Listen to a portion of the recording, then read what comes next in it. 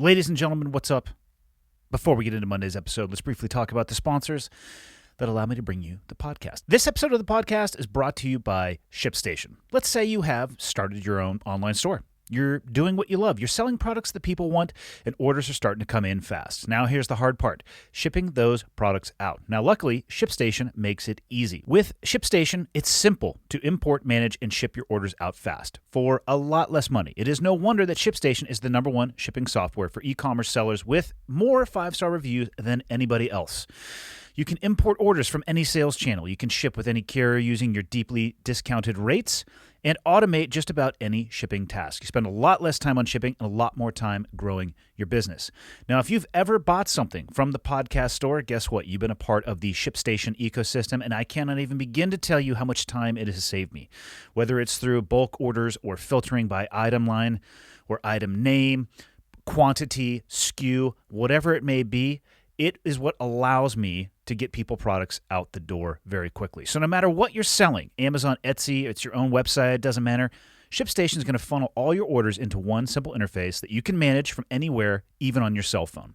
You're even going to get access to amazing discounts with major carriers like UPS, FedEx, and USPS, and you can compare those right there on the software itself. If you're interested in shipping more and taking less time to do so, use the offer code ClearedHot to get a 60-day free trial. That's 2 months free, no hassle, stress-free shipping.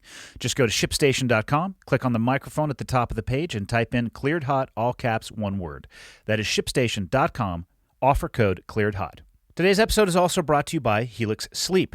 There are so many reasons why you may not be getting a good night's sleep. It could be the politics, the pandemic, your love life, I don't know, drama, whatever it may be. Don't make sleeping on a terrible mattress one of those. If you're interested in getting the best mattress you've ever laid down for a night's sleep on, Helix Sleep has a quiz that takes just 2 minutes to complete and matches your body type and sleep preference to the perfect mattress for you.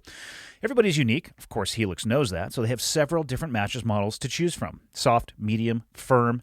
Mattress is great for cooling you down if you're a hot sleeper, and even a Helix Plus mattress for plus-size folks. I've taken the quiz, and my daughter has taken the quiz. Both of us could not be sleeping better every single night. So if you're looking for a mattress, you take the quiz, you order the mattress that you're matched to, and the mattress comes right to your door, shipped for free. You don't even have to go into a mattress store again. Helix is awesome, but you don't need to take my word for it. They were awarded the #1 best overall mattress pick of 2020 by GQ and Wired. You can go to helixsleep.com/clearedhot, take their 2-minute sleep quiz, and they're going to match you to a customized mattress that will give you the best sleep of your life. It's going to come with a 10-year warranty, and you get to try it out for 100 nights risk-free. They'll even pick it up if you don't love it, but you will. And Helix is offering up to $200 off all mattress orders and 2 free pillows for the listeners at helixsleep.com/clearedhot. This episode is also brought to you by Grammarly. If you're interested in saving yourself from some self-doubt and time on emails, messages, and projects with real-time suggestions from Grammarly Premium, well, this offer is going to be for you. I use Grammarly every time that I open up my email browser, and it saves me from sounding like an idiot. In a variety of ways. 2 important ones are clarity suggestions, which helps you get your message across quickly without repeated or unnecessary words. And for me, probably the biggest help is vocabulary suggestions. No more searching for synonyms. Grammarly Premium offers suggestions to replace overused words and phrases. Like I mentioned, this fires up for me automatically every time that I open my Gmail inbox. And if you've ever received an email from me that sounded moderately professional, well, guess what? Grammarly was definitely helping. There's also a free version, which is going to help you stay safe from embarrassing basic spelling, grammar, and punctuation mistakes.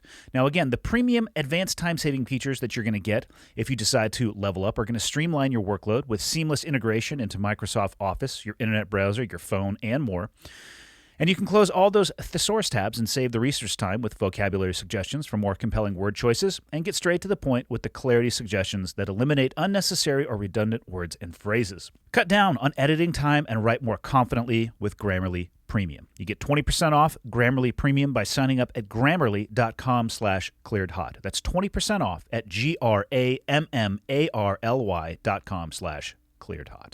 Last but never least, this episode is brought to you by Magic Spoon, the most delicious cereal that I've ever actually gotten my hands on.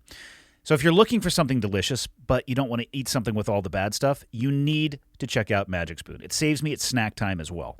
0 grams of sugar, 13 to 14 grams of protein, and only 4 net grams of carbs in each serving.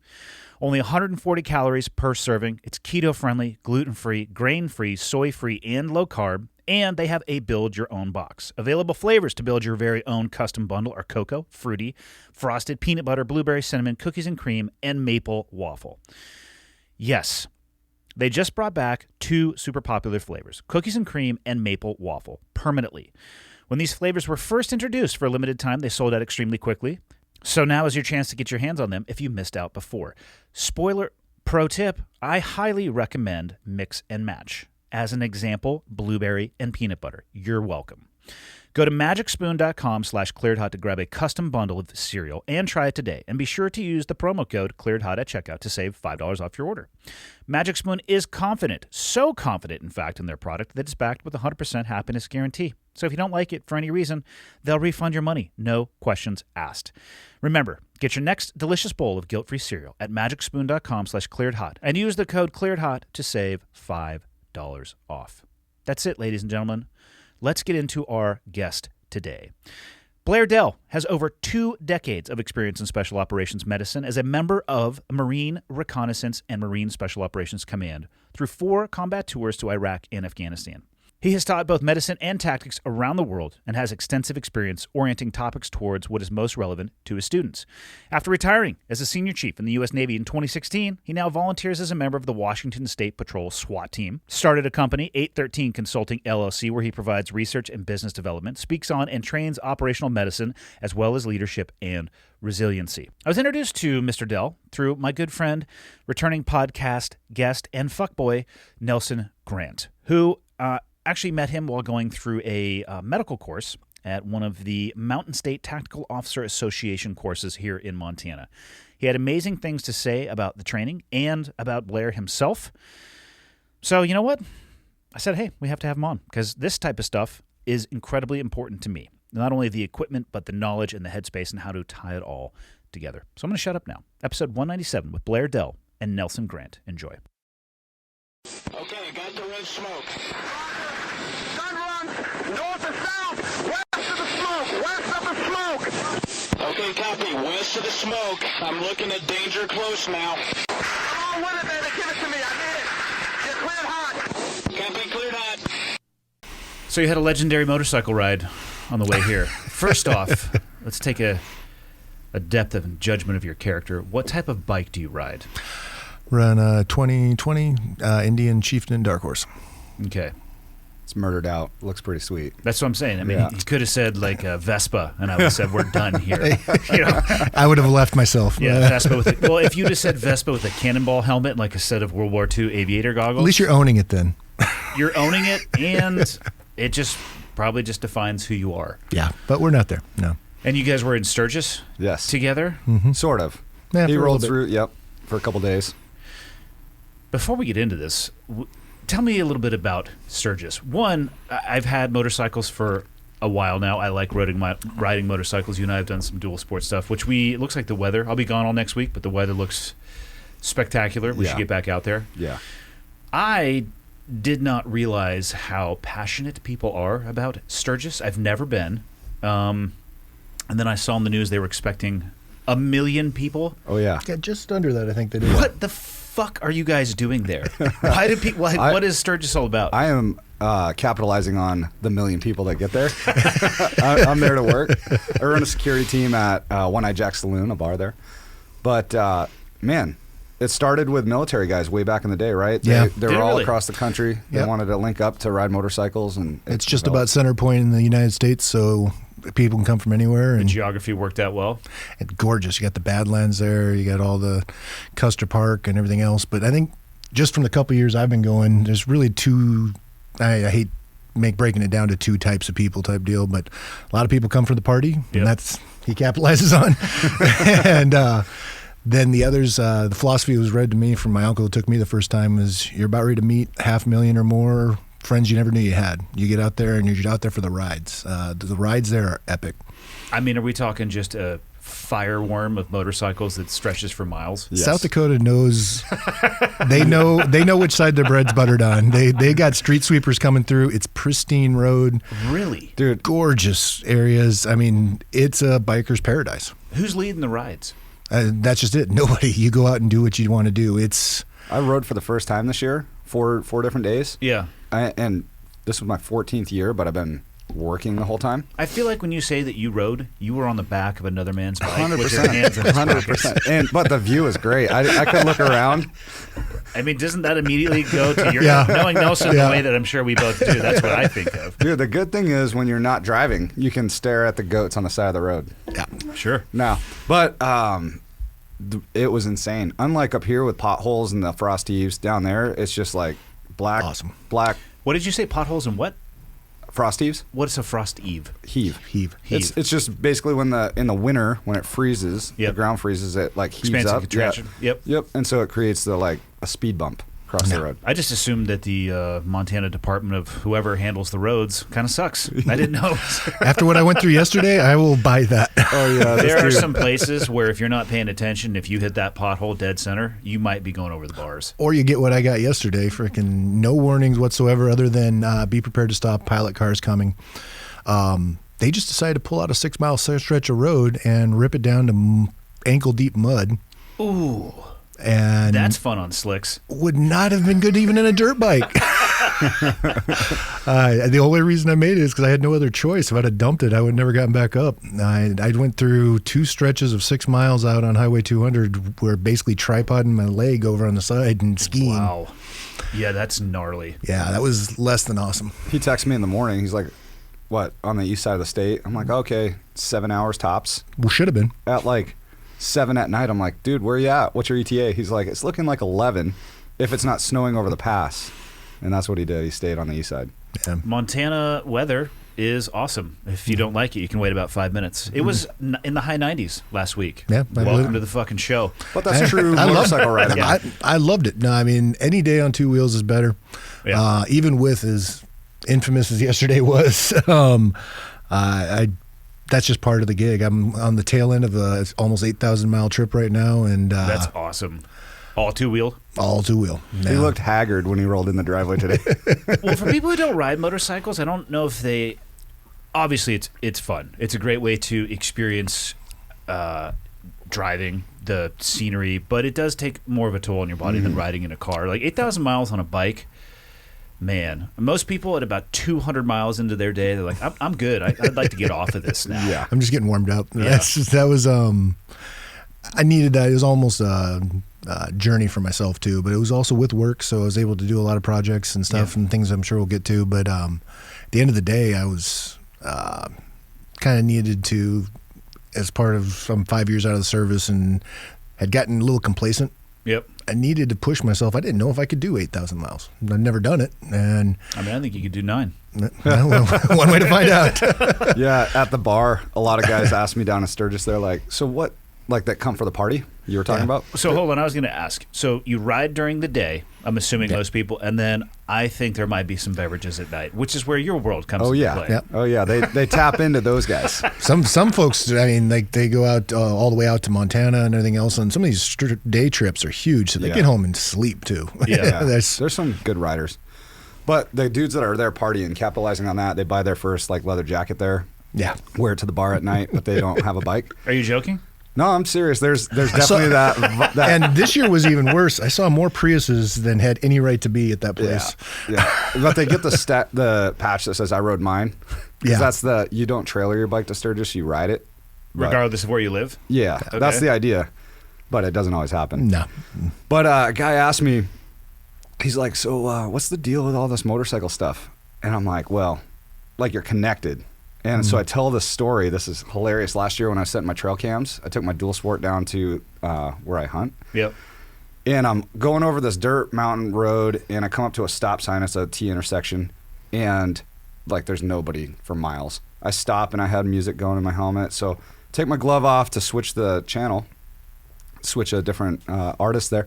I take a right, and there's a old white truck with a tailgate down, and this cowboy sitting on it with his hat, like About a legit. 15-gallon cowboy hat. Yes. The legit rancher. And so I've got my glove in my hand because I can put my glove on while I'm riding. I just can't take it off and switch music.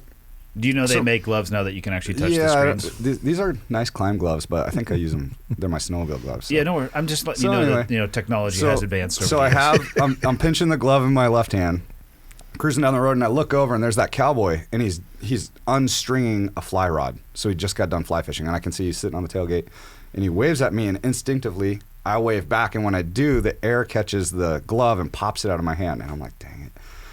So I pull over, and I see my mirror. He's running out on the road to get the glove, so I pull around, pull up to him, like, hey, partner, sorry about that. And he's like, how's the ride? I'm like, oh, man, it's great. It's a beautiful day. I'm like, how's the fishing?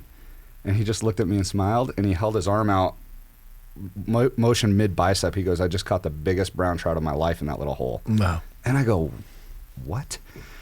He's like, I see there's a fly rod on the back of your bike. So I pulled over, strung my fly rod. He drove off.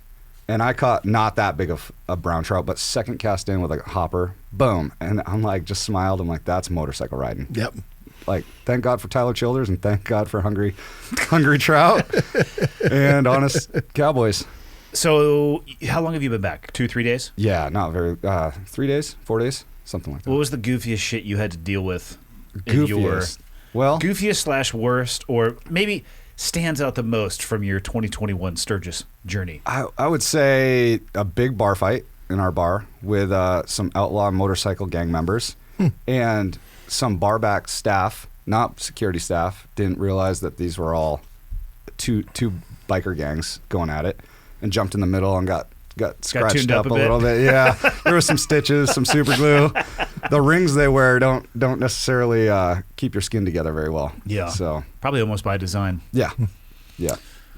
Did you have to choke anybody out? No, I did some knee on belly though. You did? Yeah. That's not your strongest position. Oh, it is when you don't train. That is true. When the person you're doing it to is drunk, you actually don't probably have to be very good at it. No. If you were my OMG dude, the outlaw motorcycle gang guy that I was fighting, I would have had trouble. I would have fucked you up. Yeah, you would. Much like yesterday at Open Mat, but that's a different story. That is a Nelson gets to the point where he'll just lay there and he's just like, I'm so exhausted. I'm like, hey man, we have 4 minutes left in this 5-minute round, so not to mention we started 2 minutes early on a 2-minute bell. that wasn't either of our fault. No, that was from Michael not realizing how much time he had set on the clock, but it is what it is. It shows a month off the mats and then rolling in with Andy. I believe it. Yeah. First off, he's lying to you. It's been probably 3 months since he's been on the mats. I was in class once a month ago, so I consider that. That does not count for shit. Yeah, so 3 months. If you know Nelson at all, you know he has far too many fucking hobbies. Yeah, well, last time I was in Kalispell, he was coming from the mats to the bar, so I know he's doubling them up. That sounds about right. Yeah. It was Westfall's black belt promotion. Oh, sweet. So we were at Moose's afterwards. Which is an interesting interweaving, because Aaron's the guy who got Nelson into jiu-jitsu. Nelson's the guy that got me into it. Mm-hmm. And, yeah, we've gone from there. He's probably regretted that decision every day of his life since. But you'll never tap me. That's if exactly you start today. What he said. We were not sober at the time. I don't remember saying that. Yeah, we weren't sober at the time, but he basically said, if you start right now, there's no way that you will ever tap me. And I said, cool, when's the next class? And he's like, tomorrow at fill in the blank. Yeah. So it sounds like a hold my beer and was followed after that somewhere. Yeah. So we've battled to the death. I'm glad. I think I knew that's how I'd speak your language to get you in. There was 6 months of pastoring before that, but people have heard that story many times. How did you guys meet each other? See, I would have been training at MSTOA. Yeah, MSTOA way back before I was taking your course. Back when I was still working in the weapons cleaning locker, I think. Oh, gotcha. When it first started. You were still in the military? No. I had retired a year before. Okay. So through a good friend of mine in the industry, Ron Wenzel, had recommended me to it. They had a person come do medical at the MSTOA course. You guys covered that the other day. Which, for people listening, is the Mountain State Tactical Officers Association. Not what I thought it was just the Montana S Tactical Officers Association. We got to grab bigger. There's not that many cops here. Yeah, well, and they do come from all over. We've had them come for my course from Texas, Oregon, Washington, out past the Dakotas. Well, they should. For departments or people who are in departments that are listening, the more diversity of training that you can get, like the breadth and depth and the knowledge. I've been to plenty of, I don't know if I'd call them conventions, but training sites where other organizations there, or, you know, Blue and Green, or Marines and Navy and Army, and we're all together. And you may not agree on everything, but I've yet to go to a place where I didn't walk away at least scratching my head and thinking about a different tactic or a different way to do something. I think that's how it continues to evolve. Yeah, I mean, the alternative is to work in a bubble. And, rice bowling and not sharing information, and then getting your, well, the polite way to say it would be get your shit pushed in on target. So not good to have that happen. Yeah, so we met there, and then just this last spring, we came out and worked with Flathead and Kalispell and did a package for everybody up here. So what specifically were you teaching? Course we developed called Law Enforcement Casualty Care. Okay. The program is very versatile. It's actually one of the things I was going to bring you here. It shows all the different versions we teach. The LECC. Should throw the O in there. LECC, no big deal. Blair really likes, what is it, tactical casualty care? TCCC. Just the term tactical. Yeah, no, actually TCCC was obviously a foundation. Frank Butler developed that. Amazing guy. Used the same model that they did there and just adapted it over. A lot of people have done that. The missing part of the recipe that we figured out, myself, Tyler Verhar, Dr. Reiswig, came together and recognized that where medical coming over to law enforcement was failing was not in a lack of will. Everybody's getting into it for the right reasons. It was failing to recognize that law enforcement or cops are individual problem solvers. Yeah. They're autonomous. Well, when the people teaching them are coming from the military or firefighting, where from the academy on or boot camp on, we are living and dying by the team, how do you express your concepts to an individual problem solver? More so if they're going to the fire EMS side, they're protocol driven, which isn't going to work well for a cop who has to just go out and solve problems. I mean, I think about what you do up here, Nelson, the remote nature of it, where you've talked about somewhere between 10 to 30 minutes or depending on where you even are. Yeah, in theory, even in the SEAL community, the minimum fighting force is 2. Not always the case in practice, but it's not like I was ever doing a Jason Bourne, jumping out of the back of a C-130 by myself. There was always a higher level of care standing by. There were always other people around. But I mean, to go back to Aaron, that first situation that he got drawn into Jiu-Jitsu from, I mean, he either solved that problem or he didn't. He'd have a highway up here named after him. Exactly. So, and that's exactly what we do with the course is we start out the very first morning, very first thing we say 2 things to them. One is we're not here to make you medics. We're here to take paid professional problem solvers, i.e. cops, give you a few new tools, a few new concepts, and go out and solve more problems. The second is we make a promise to them. It's the motto of my company is no ego, all in. That's where he was alluding to with the tactical thing. I think every dang course we've seen out there, I know you see these guys all the time, it's tactical this, tactical that. I try to eliminate that term from anything we're doing. I don't even know what it means, to be honest. It's so broadly used that I don't know if it actually has a meaning anymore. I see tactical paintball courses. I see tactical mullets. Tactical mullets for sure. Absolutely. Tactical flare pieces that with Velcro backing that go on your body armor. So we prescribe more to the concept that came from Jay Somsey down there at Fort Bragg was operational medicine, where we try to keep mission oriented. And if the mission is keep names off the wall, that's something I think we can all get around. Yeah. So what we try to avoid doing is pigeonholing into on-the-shelf courses. We try to adapt with everybody we can. Start working with Kalispell and Flathead, and they were like, "Well, can you just do the same thing you did in MSTOA?" I was like, "I could, but I won't." Yeah. That was a tactical officers conference. You guys have more extended transport time, like you were saying. You guys are. One deputy, one fight for how God knows how long. Well, isn't the MSTOA based around the SWAT operators? It is. Okay. Yeah. I thought I might have. And that was why I said I could, but I won't. Yeah. Let's tailor this for what you're doing. And we'll even go so far as to, I didn't realize the differences when I was getting out of the service was difference between state, county, and city. Just in the way they put on their shoes in the morning. It's a difference in, in the military, we're all Department of Defense, but Navy versus Marine versus Army versus Air Force. Yeah, good luck speaking the same language across all 4 of those branches. So it took me a while to adapt to all that. So I know if I'm teaching a city course, I'm going to adapt slightly. And I think that's one of the things that we've been able to stumble in, probably screwed it up enough to do it right.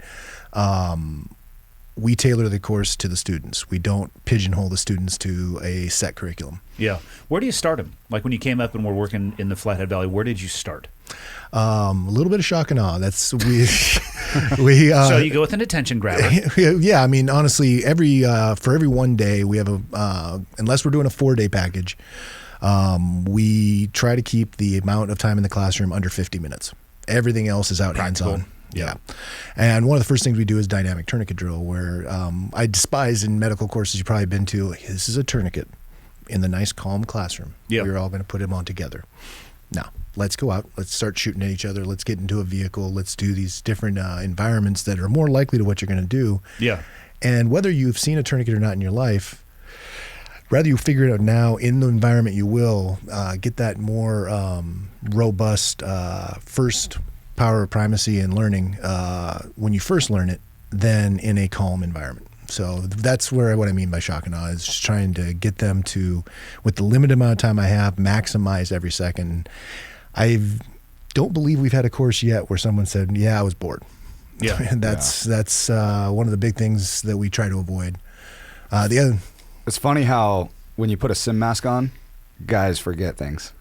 Just the nature of putting a sim mask, like, oh, we could be shot at. Yeah. You know, because you got to have protection. Mm-hmm. So, like, You guys could go varsity and just go iPro and agree to shoot only belt line and below. yeah. Yeah.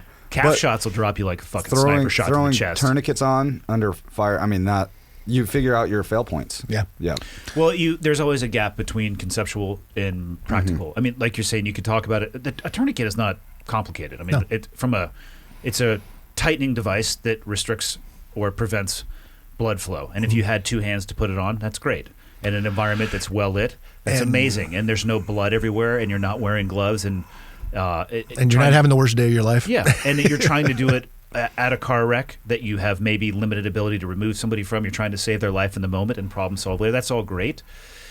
But yeah, try to put it on in no light where your strong hand is incapacitated at this point. There's fluid everywhere that's slippery. It's a shit show for sure. And one of the things we like doing, we hit them with that, but we also step into what we call the toy lab, where we try to bring every version that's out there in the market that they're likely to get thrown at them from another agency in the dark and stormy night, and get them time and exposure to each of them. That way, never once do they have that, well, what is this? And Yeah. have to figure it out. We hit all the COTC approved tourniquets out there, so that, and all the equipment they'll run into, and try to get them some opportunity to feel comfort with it ahead of time and see the commonalities, see the things that are uniquely different. And then that gets them goals to where they can be like, no, so we'll just come back and be the SME to their agency and say, yeah, we're running this XYZ tourniquet, and we've done it, just the most dangerous words in the English language, just because what we've always done. Yeah. Have we considered this? Like you were saying earlier, we have the technology. It has evolved. Yeah. And, it continues to evolve. And, without getting morbid, those are lessons written in our brother's blood. If we're not capitalizing on that, if we're not capitalizing on the decades of war and the breakthroughs we had, then I refuse to let those guys have died in vain. Well, you can ladle that over to Nelson's job, and maybe it might not be an officer that you're applying that knowledge base to, but the civilian populace that you're actually out there, protecting and serving. I would Good actually motto on the side of your truck. Oh, by yeah. the way, people think it's a job description. It's not. It's actually a motto. Everybody, they're there to enforce laws, but as we have talked about many times, you're encountering people on their worst day, and if you're not as equipped as possible, and those people lose their lives, it's written in their blood. Those lessons are. Still and that's learned. Exactly exactly what drew me over to this. When I made my transition, stepped into, as we were talking about over coffee this morning, when I retired, I didn't want to close the book. I wanted to just step into the next chapter. A lot of people in the industry were trying to pull me over to SOCOM, do the different things. Those guys know what they want. When I did a real good analysis of what the world looked like, what was the next fight, what was the next challenge, in 2016, we were having more officers killed than we were troops overseas. Yeah. That's where I felt like I needed to be. I didn't know exactly what it was going to look like. I started out by volunteering with the Washington State Patrol SWAT team, just to see what I could do to help. And then it just grew from there, trying to understand, know what I don't know type thing. And quickly realized, especially with the last 2 years, it was the right place to be to help these guys. It's absolutely written in their blood as well. Keeping names off that wall is an important part, no matter what side. And that fight is in our streets now. Just what you and I deployed for, to keep it off our streets. Well, not the way we expected it, but it's here. Yeah. No, the violence, or the level of violence, is here certainly. So let's go backwards. What led you into the military, and what did you do while you were in? So I started out fire EMS volunteer in little town Allen, Washington. Still waiting. The on true first responders, as Nelson has told me. He said, Nelson tells me that they secure the scene for the firefighters. That's what I figure. Yeah, The scene is safe. yeah. They hold the perimeter and the firefighters do the heavy lifting. That is what Nelson has told me off air, of course. Of course, yeah. And that's when I intro my course with cops. I've always got to say, so I was an America's second responder. Yeah. You know, but at the end of the day, it was a great thing. I mean, 16 years old, learning to drive stick on a fire truck. Where was this? Washington State. All right. Now I was back, like I said, tiny little town. Graduated, was going to the Navy. I'm third generation Navy. Knew I wanted to do something more. I was looking at SEALs. My uncle's SEAL. Freaking have a lot of family in the environment, but didn't know what was right for me. A corpsman finding himself with a Marine infantry unit. Like, how did I get here? What misadventure led me here? They call that what, the FMF? That is Fleet Marine Force. Yep. It was a great time. This was mid-'90s. Dating myself a little bit, but at the end of the day, it was the right place to start and figure out where I belong. Learn a little bit about myself at an early age, and was smart enough, or I was blessed enough to have the right woman with me at the time, and moved through that. Realized I wanted more. Put in my package for Recon. Did the 2-year pipeline. Did you have to switch to being a Marine to put that package in? Okay. No. The Marines ought to be in Department of the Navy, and I know the first thing they'll say, there was coming. Here's the thing, because this Nelson won't register with him, but when we used to get checks, the Marine Corps check would say Department of the Navy on it. Not that a Navy person would ever say that to a Marine, obviously, but technically they fall into that. It's like, yeah, but you guys are definitely the men's department, so it's okay. So I guess we can make that joke, but let's acknowledge where they fall. But as a corpsman there, you're kind of like this bastard child between the two. So I did 21 years in the Navy. It said us Navy right here. Yep. And I spent almost all of it with the Marines. Interesting. So it was a very unique hybrid environment. I am thankful that I started with infantry, though. The one, it made me appreciate things when I got later to other units. Yeah.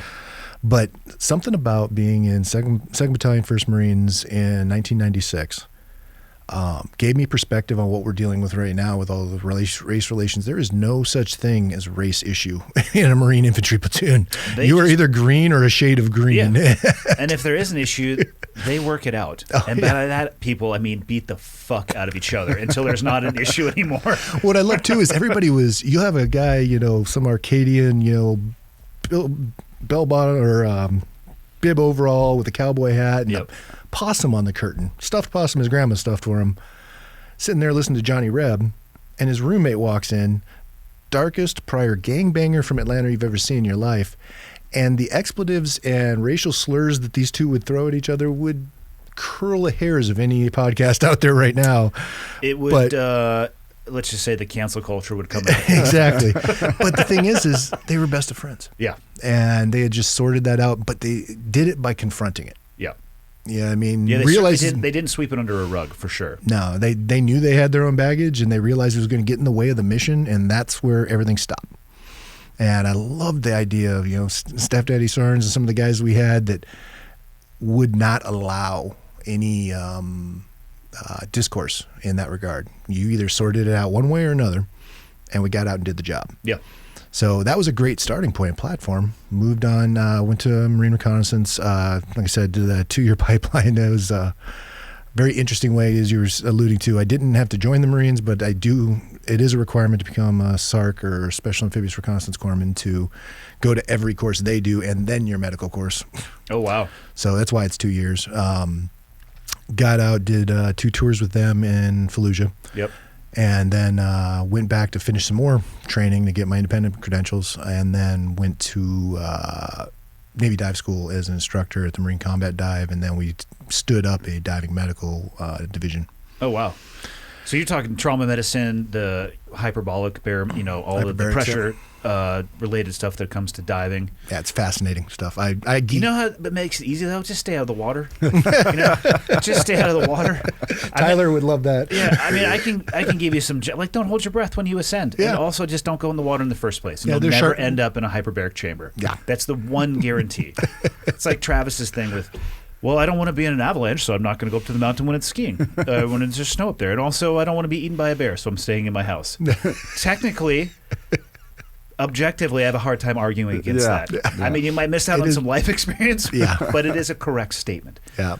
Well, the fascinating stuff, though, from that hyperbarics is it's not just with the water anymore, though. I mean, the medical implications down the road are amazing. I've heard a lot about that, putting guys under pressure or taking them an atmosphere deep, saturating with oxygen. I don't know much about it, but I've heard people talking about TBI type stuff, even post-traumatic stress, of which they share, I think, 12 out of 14 symptoms, so it's oftentimes difficult. Yeah. But even professional athletes, I know some guys who are, I forget how do they do it? What's the saying? You train high, sleep low, or do you train low, sleep high? Train high, sleep low. Yeah. So I mean, it's not like it's not rocket surgery by any stretch, and we're not reinventing the wheel, but the implications for medicine, it's certainly interesting. Yeah, and I think the biggest concern there was that we forget conventional medicine, one, isn't interested all the time in actually curing or fixing people. In this case, you can actually fix people. Yeah, you can actually solve the root problems with hyperbaric medicine. It's as I warned Nelson about, I geek out a lot, and I'm a paid professional geek now, and that's one of the things that I really hope that we can start bringing more out there is the studies to support it, and try to get conventional medicine to stop looking at it as chicken bones medicine type stuff, to where it's some voodoo type thing. It's actually very rooted, very very simple when you start breaking down the physiology of it, and the results are amazing. They've known for decades that for gangrene, burns, these other wound patterns, it was really good. But now getting into, like you said, the TBIs, the PTSD, I've had good friends that have come to me after a series of work with that didn't even, their exact quote was, I felt like a blanket was pulled off my face, and I didn't even know it was there. And that was literally just due to time spent in a chamber at pressure, probably on pure oxygen. Yep. Which is amazing for hangovers. Side note. It is Only indeed. Good thing about LAR 5 diving, which is a dragger, a rebreather when you're on pure oxygen, you can go in there. Not that I would ever advocate anybody do this, nor that am I saying that I have done this. That you would go start a dragger dive shortly after an evening of drinking, and you come out of that thing feeling quite well. Actually, hypothetically, not that I've ever done that, or anybody that I have ever worked with, to include entire platoons or units, have done that at the exact well, I don't same know time. why they're doing this numbers. Their nabs off a little bit. Their pace is so slow today. We said north. Why are they going south? How are so? What years? If you did those 2 tours in Fallujah, that was probably early on. If you were talking mid '90s, Yeah, First Battle of Fallujah in 2004, and the Spring Offensive was there for that, and then came back just under a year later into 5 and 6. Then went to dive school, and then finished out the rest of my tour over at Marine Special Operations Command. As a Navy guy doing the FMF corpsman route, you go there over in Fallujah. I mean, I'm trying to think. So the medics that we worked with, we had the 18 Deltas. There's a short course, long course. I mean, other than saying 18 Delta and know that they specialize in medicine, I'm outside of my depth in talking about their pipeline. We had PJs when I was over at the Tier 1 units, which is amazing because we still had the guys who came the traditional corpsman route. So the Deltas were there and the PJs. So there was multiple lines of care that could assist each other and help and all that. PJs, though, the way that we use them, I mean, they're wearing the same stuff we are. They're gunned up like we are. They're trained to the same standard that we are. Probably not going to be working towards the front of the train, right? Because when I start leaking hydraulic fluid, I want them to specialize in that, not be holding security on a door or hallway. How do the Marines work with the FMF corpsmen? I mean, Okay, so one thing to kind of clarify is FMF corpsman is for all corpsmen with any Marine unit, to include embassies. Gotcha. One thing people don't realize about Navy corpsman is the largest rating in the Navy. It is? Oh yeah, by far and away, and it's. I would have guessed supply. Those fuckers. Yeah, we say that till we need something. Yeah. But no, they're with all 4 branches. They're with the State Department. They're with NASA. Corpsmen are all over the place. I did not know that. Almost every corpsman, I won't say, the fair majority of them at some point do a tour with the Marines, whether it be infantry, air wing, something like that, and seek out and get the FMF designator. So Fleet Marine Force is speaking to all of them. Okay. God bless them, they do the thing. Once we step over to Recon and MARSOC, we actually go to the 18 series and go to the same place. When I was going through, it was before the SEALs absorbed their corpsmen. We actually had SEALs in the class with us. Yep. We had PJs used to be going to that as well before they started their own course as well. Once we do that, we're going to the 18 Delta Green Beret school to learn our medicine, and that's the pipeline we take to that. So when you say 18 Delta, from a medical perspective, we're saying the same thing. We just are very different flavor. As far as how we address it, the short course is, for us at least, pretty much gone nowadays. Back then, you had to do the short course. You did a couple of combat tours. You came back and did the long course. That's how we went. And by short, people, we're talking 6 months. It's Yeah. not 6 days. The long course is, correct me if I'm wrong, a year. Yeah, and change. Yeah. But when it was broke down that way, it made sense because we were trying to get numbers to catch up.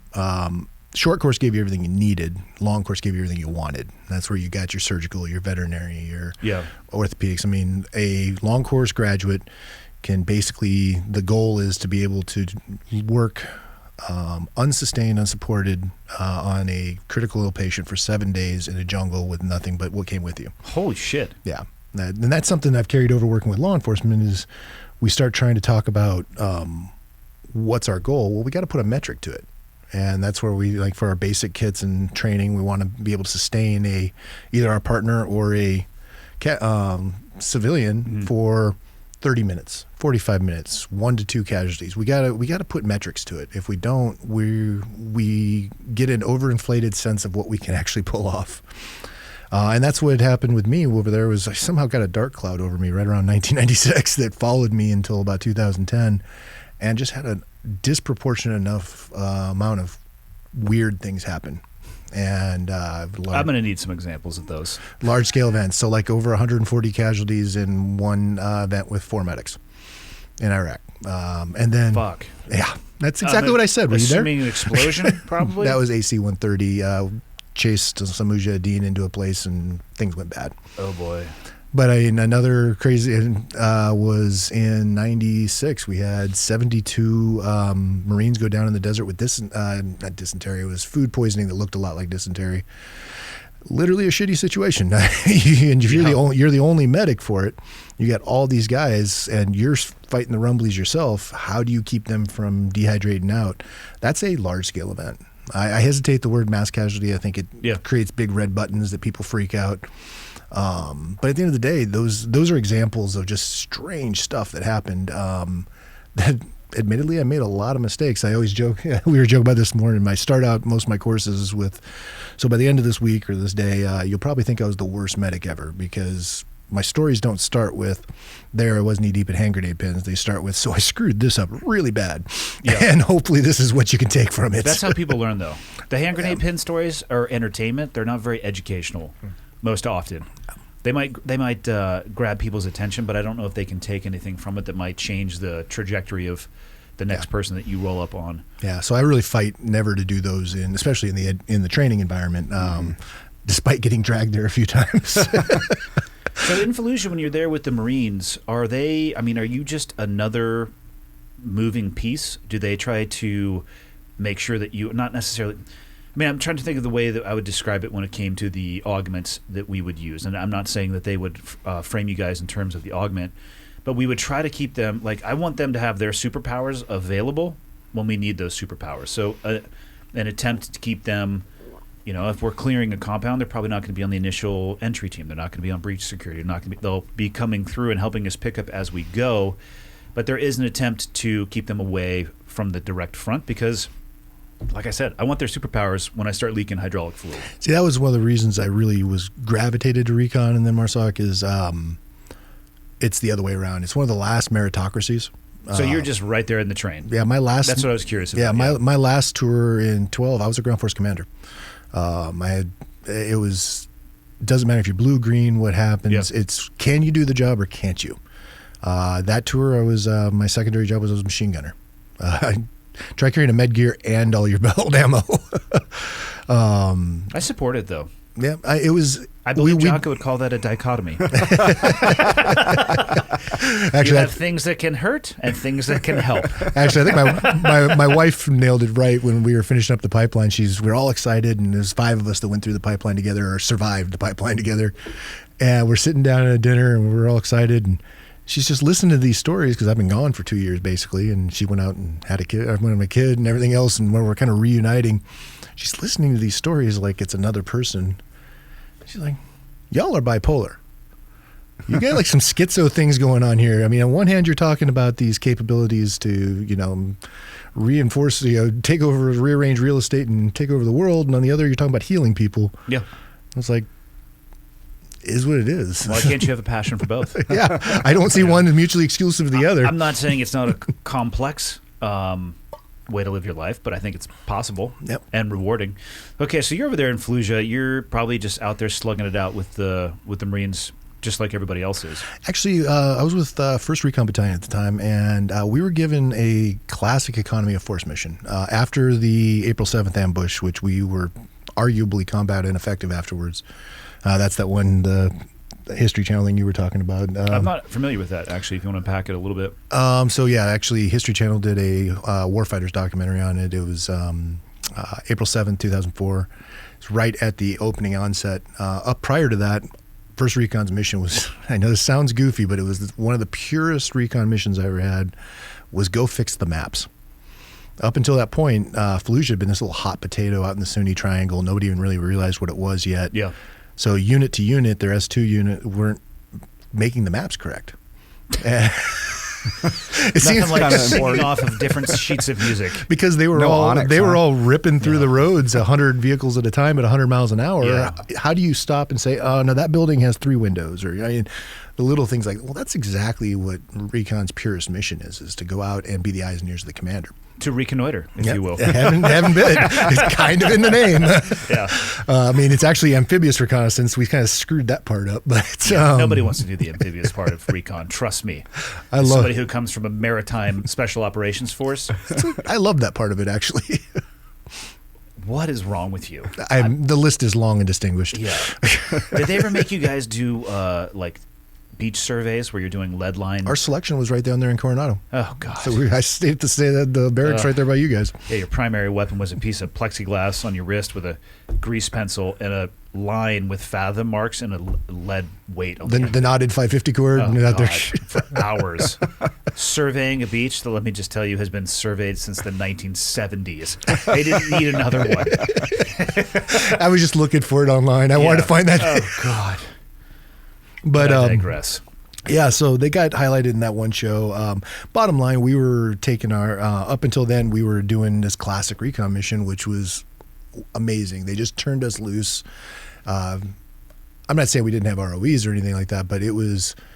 We came up with our missions. We developed our intel packages. They gave you a problem, and you got to choose the solution. And which was the. Now, autonomy really is the word I was looking for, is exactly what I came to Recon for. I didn't... Well, I think that's what people oftentimes think that the military is devoid of, where, complex problem solving. They think it's a lack of autonomy because it's a rock, paper, rank organization, which it is, and there are times where there is no questioning whatsoever, but I found it to often be like that. Hey, this is the end state that we want. You guys know your capabilities best. Here's the boundaries that you can work inside of. Figure it out. And that is where those small units... Commander's intent and roll. And it's much more autonomous and creative than I think any movie could ever really... I don't know how you'd unpack that in 2 hours anyway. Yeah, so and it would still be lost without context. Charge that machine gun, yes. Yes, sir, I'm off. It's like, how about... Go fuck yourself. Yeah. I'm not going to run at that machine gun nest. Can I flank it? Can we have a different conversation? Yeah. Yeah. Can I bait him out? Can I J-damn it? Yeah. Or both. Why not? Yeah. So up until then, we're having this glorious, just great time with it, and realizing quickly that things were ramping up. You could feel it in the air. And then we were on arguably a supply run, an admin run, taking our command headquarters down south, down around Boston, and we knew it was going to be an ambush. It was just a really... all the indicators, no vehicle traffic, everything but probably no women and kids. Yeah, everything but the little Western tumbleweed going across in the the Western song. What kind of vehicles were you guys driving in? The most, I can't even call it light skin because some of them didn't have skin Humvees. Oh, just Humvees, yeah. And that's right why- off the maritime pre-position ships. And That's what I was asking. I mean, and then that was what a lot of guys were rolling around in the SEAL community as well. Before I liked the them. IED threat, I mean, they were taking doors off of Humvees so they could have a better field of fire, and they were just sitting in their seats, side saddle. yeah, we actually, we still did that, but we actually, when we got them from the maritime pre-position ships in Kuwait, we went up to the tank graveyard and plasma torched off some tank armor for doors. Yeah, And just rigged them on there. And just standard Marine Corps ingenuity. yeah. So very light skin, tripods for the open top ones. And we did have a couple with roofs with turrets, 50s, 240. I think we did have one Mark 19. But this particular day, we were getting our company headquarters out to a new command post. So it was basically just a gravy run. And we knew instantly that things were going to go bad. We held up and then got the order to keep going. And we're like, this is going to suck. How many are rolling? 5 vehicles in my platoon. We had a bunch of admin folks in the middle that don't train to go out and do that. So really 5 shooter vehicles with 24 guys. Yeah, it's usually 4 guys in the seats and 1 in the turret. So Yeah. So we had 2 vehicles in Alpha. I was the second vehicle, and then Bravo was the last 3 vehicles in the back there. And we went right into it was as far as I know, the only 360-degree ambush ever pulled off successfully, because typically that should be a bad thing where the enemy's shooting but we were up on a dike road and they were shooting up like this with a deconfliction of fire, and we took fire from everywhere. Good, well-placed IEDs, well-placed mortars. So they shot at you from the low ground. It wasn't so much low as Like not incredibly low, but they had some. They had the terrain that would protect people on the somebody other side. thought it out really well. It was about perfect. What did they open up with? What was the first initial salvo? IED, mortar, and pretty much instantly later RPKs. Yeah. Basically, what we found out later was this was the whole crew that was coming from Syria and everything else to support the Mujahideen for the upcoming fight in Fallujah. Because at this point, you had State Department, Mattis, everybody else saying, you've been calling us, pussies and everything else. You name the time and place. In fact, no, we'll name the time, the place, not the time. Meet us in Fallujah. We're going to have this fight. So the wagons were rounding up, and we were out. A reason we were taking the command post out where we were was to support that effort. Well, I guess these guys jumped the gun a little bit, didn't get the memo, or they thought because it was such a small group that it was going to be an easy target. They're used to seeing the Army running through 100 vehicles, 100 miles an hour. Yeah. They planned well, chose poorly, because while we sadly did lose Captain Brent Morrell that day, and we had 6 others injured, we did manage to fight our way through it and managed to come out the other end of it. This is where we get into that whole how we come out with growth from traumatic events like that. But I think everybody left differently. The way I've always worded it is I got to see the best and the worst of humanity in a 4-hour period. Yeah. And You guys were stuck in that for 4 hours? From initial round to when we finally circled the wagons and got out there, it was just under 2 to 3, 4 hours in there with That's the a long transit time, van. man. The actual firefight was under an hour probably. Of course, time dilates everything else, and everybody's views of it different. So I'm sure somebody will be in your comments later saying, no, it was 92 minutes or whatever. Yeah. But, bottom line, it certainly was not a short one. The only reason it didn't go even worse was Dan Griego's leading Bravo broke off, countered their ambush with an L, and he dismounts a 50 Barrett that's taller than he is, and his whole crew gets up and assaults through, and did an exceptional job of pulling us out of the fire. My buddy Eddie Wright, he lost both hands, played wide receiver, caught with a RPG and caught it. He caught an RPG. I'm being facetious. It caught him and it went off in the vehicle. And it actually highlighted well in the show. It showed where we were with tourniquets and medicine then versus where we are now. I remember in those days they were talking about you better not have this tourniquet on for 60 minutes or more. Yeah, and there so was many warning signs associated with it, last-ditch effort versus... Yeah, well, we didn't even have commercial tourniquets then. We were using a variant of bungees at the time. Oh, I don't see bungees going very well. They didn't, but yeah. everybody gives me a lot of credit for Eddie making it. No, it was his indomitable will to live, his warrior spirit that took him through that. And that's something we touch on in the class too, is I don't think I actually saved anybody in 25 years of medicine. I apply some tools and stuff, sure, but people know intuitively inside, are they going to have the will to fight through or not? And that's something that I think is lost in a lot of our medical and training courses, shooting courses and stuff too, is that when you're hit, doesn't mean your fight stops. Even with no hands, Eddie was still like hitting his head to the turret gunner and trying to shift fires to support themselves. Yep. Absent those tools that you applied to him, though, he would have died, regardless of the will or desire to live. I mean, if you can't transfer oxygen to your brain. Yeah, red blood cells are not overrated. That's what I'm saying. So yeah, you could have. I mean, I'm sure we both serve with some of the most indomitable spirits ever. But if you start decreasing the amount of available resources they have in their body, they're going to die. So yeah. True statement, well made. I'm gonna give you some credit. You get 3% of the credit. 3%, I'll take it. Or what is it in Iron Man? You get 15% of the credit for the building. Yeah, so after that, obviously, it's going to take some time to refit, recoup, actually, replace. you would have thought, but the battle for Fallujah kicked off the next day, and that's where we got put into like an economy of force mission where we went in and supported, filled in cracks, used our long guns.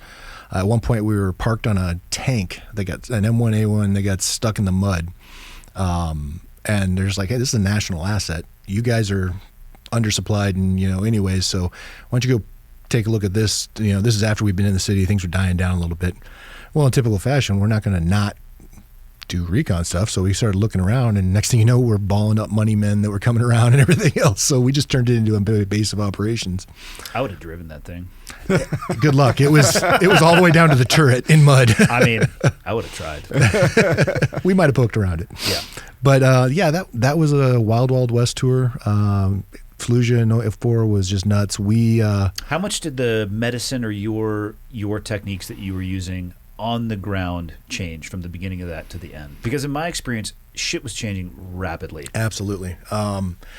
In that one tour, I can't say that I implemented that many changes other than maybe not carrying as much gear as I thought I needed. Yeah, strip away the excess. I can tell you from that tour to my last tour, that was, was absolutely the name of the game. That tour and the next tour, I mean, I was still using the big monster platform packs and stuff and actually carrying those damn things when I didn't need to. By my last tour, I was working with pocket trash. Wouldn't even carry a pack until my pack was in the rig. I fought my way to my patient, fought my patient back to a rig. Yeah. But that's why in today, part of my job now is building kits for folks. People want their customized kit, which they should. Everybody's like, well, what kit do I need? It's like, well, stop. Tell me what your mission is. Yeah. Are you working from vehicles, aircraft? What are Motorcycle. you working? Yeah, motorcycle. Yeah. And that's where we start. What is your mission? What is the operational environment? Back to operational medicine versus tactical. Yeah. So, but that was probably the biggest thing was the amount. And then through this entirety of the career, the lessons we learned over there, bringing in hemostatic dressings like Quick Clot, Combat Gauze, I've heard they've gone away from Quick Clot. Is that true? Or did they just find a better formula? So because it used to react with just blood that was anywhere, right? So you could actually burn yourself as the individual trying to put it on somebody. Yeah, in 2000, that was what I used on that day. And it was put your big boy panties up real quick on that because you got into your eyes. Basically cauterizing? Chemically, that's what it did then. Yeah. So we haven't used that. So when this gets brought up in my class, I always say, okay, 2008 wants its medicine back. They stopped using it in 2008. And they've moved on to the stuff called kaolin. It's mined out of Georgia. Yeah. It jump starts the clotting cascade. No chemical. It's not a chemical. It's a mineral. Yeah.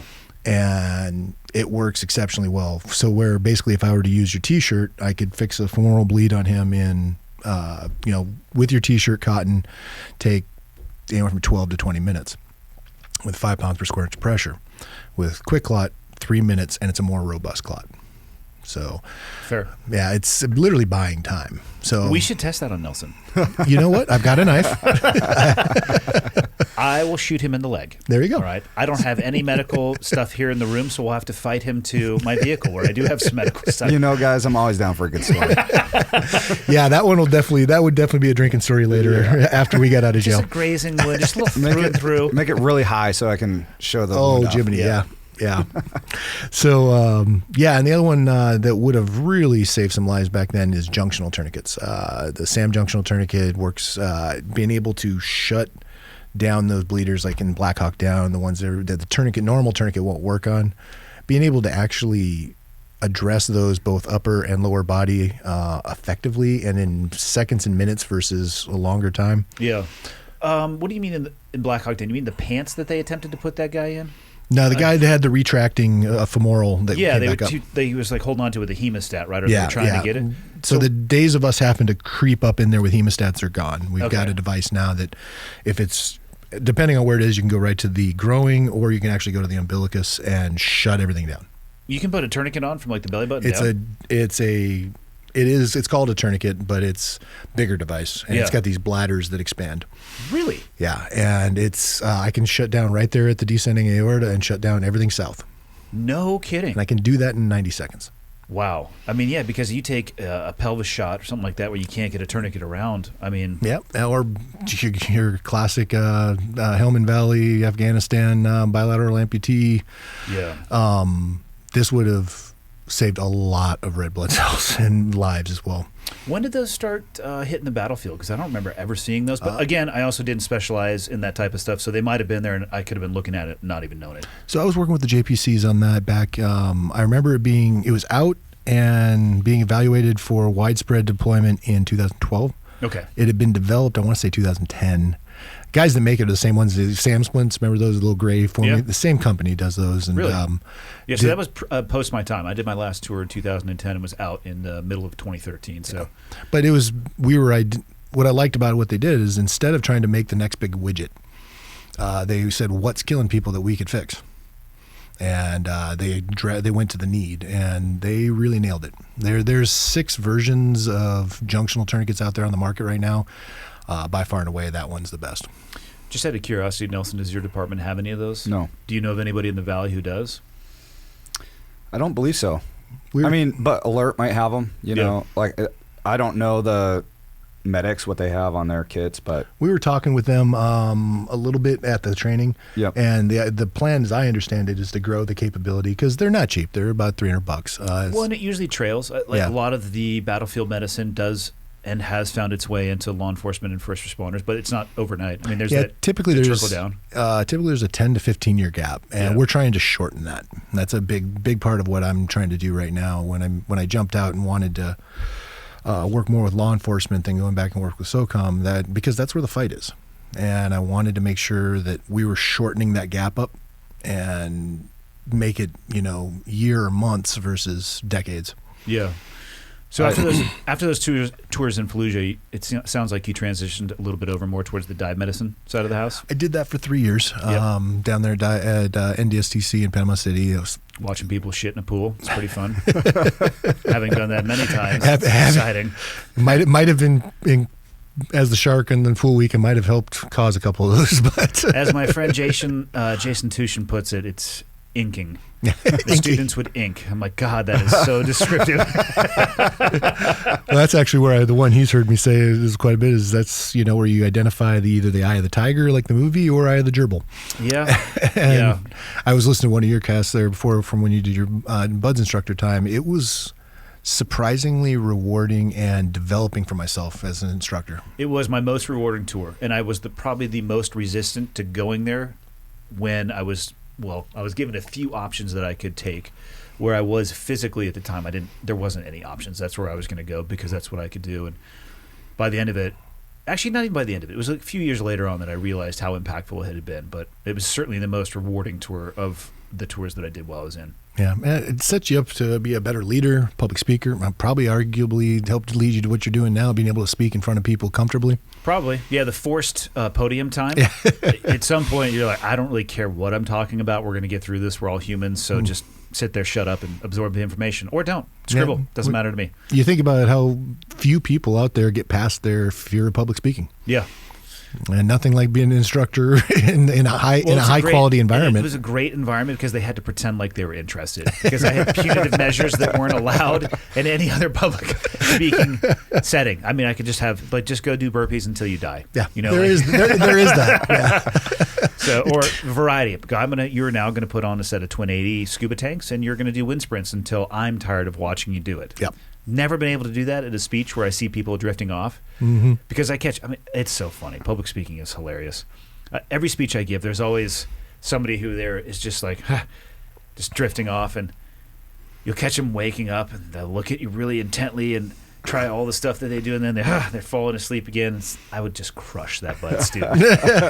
And that's where I learned how to pick it out, because I was always looking for it. I was halfway paying attention to what I was saying and halfway trying to figure out who was falling asleep in class, so I'd punish them. Yeah, well, you've got your curriculum down, so you can multitask like that. Repetitive in nature. So it's like when I'm with came up here for this up here in Kalispell, but I've also just about any time I'm out of my normal training area. I usually work out in the Pacific Northwest, but get all around the country. And there's always somebody when I get there and the point of contact developed, there's like, just want to let you know, we've got this one cantankerous old deputy, and he's gonna give you lots of crap. Yep. And I'm like, bring it. Yeah, I'm looking forward to it, because that was something that you develop when you're in that thing. Is like, either I'm on my A game and can handle it, or I need a new job. Yeah, if you can't answer the hard questions, the whys, then maybe you shouldn't be doing the job. And I want the whys, but then they're a little more concerned about the hecklers, and I have fun with that.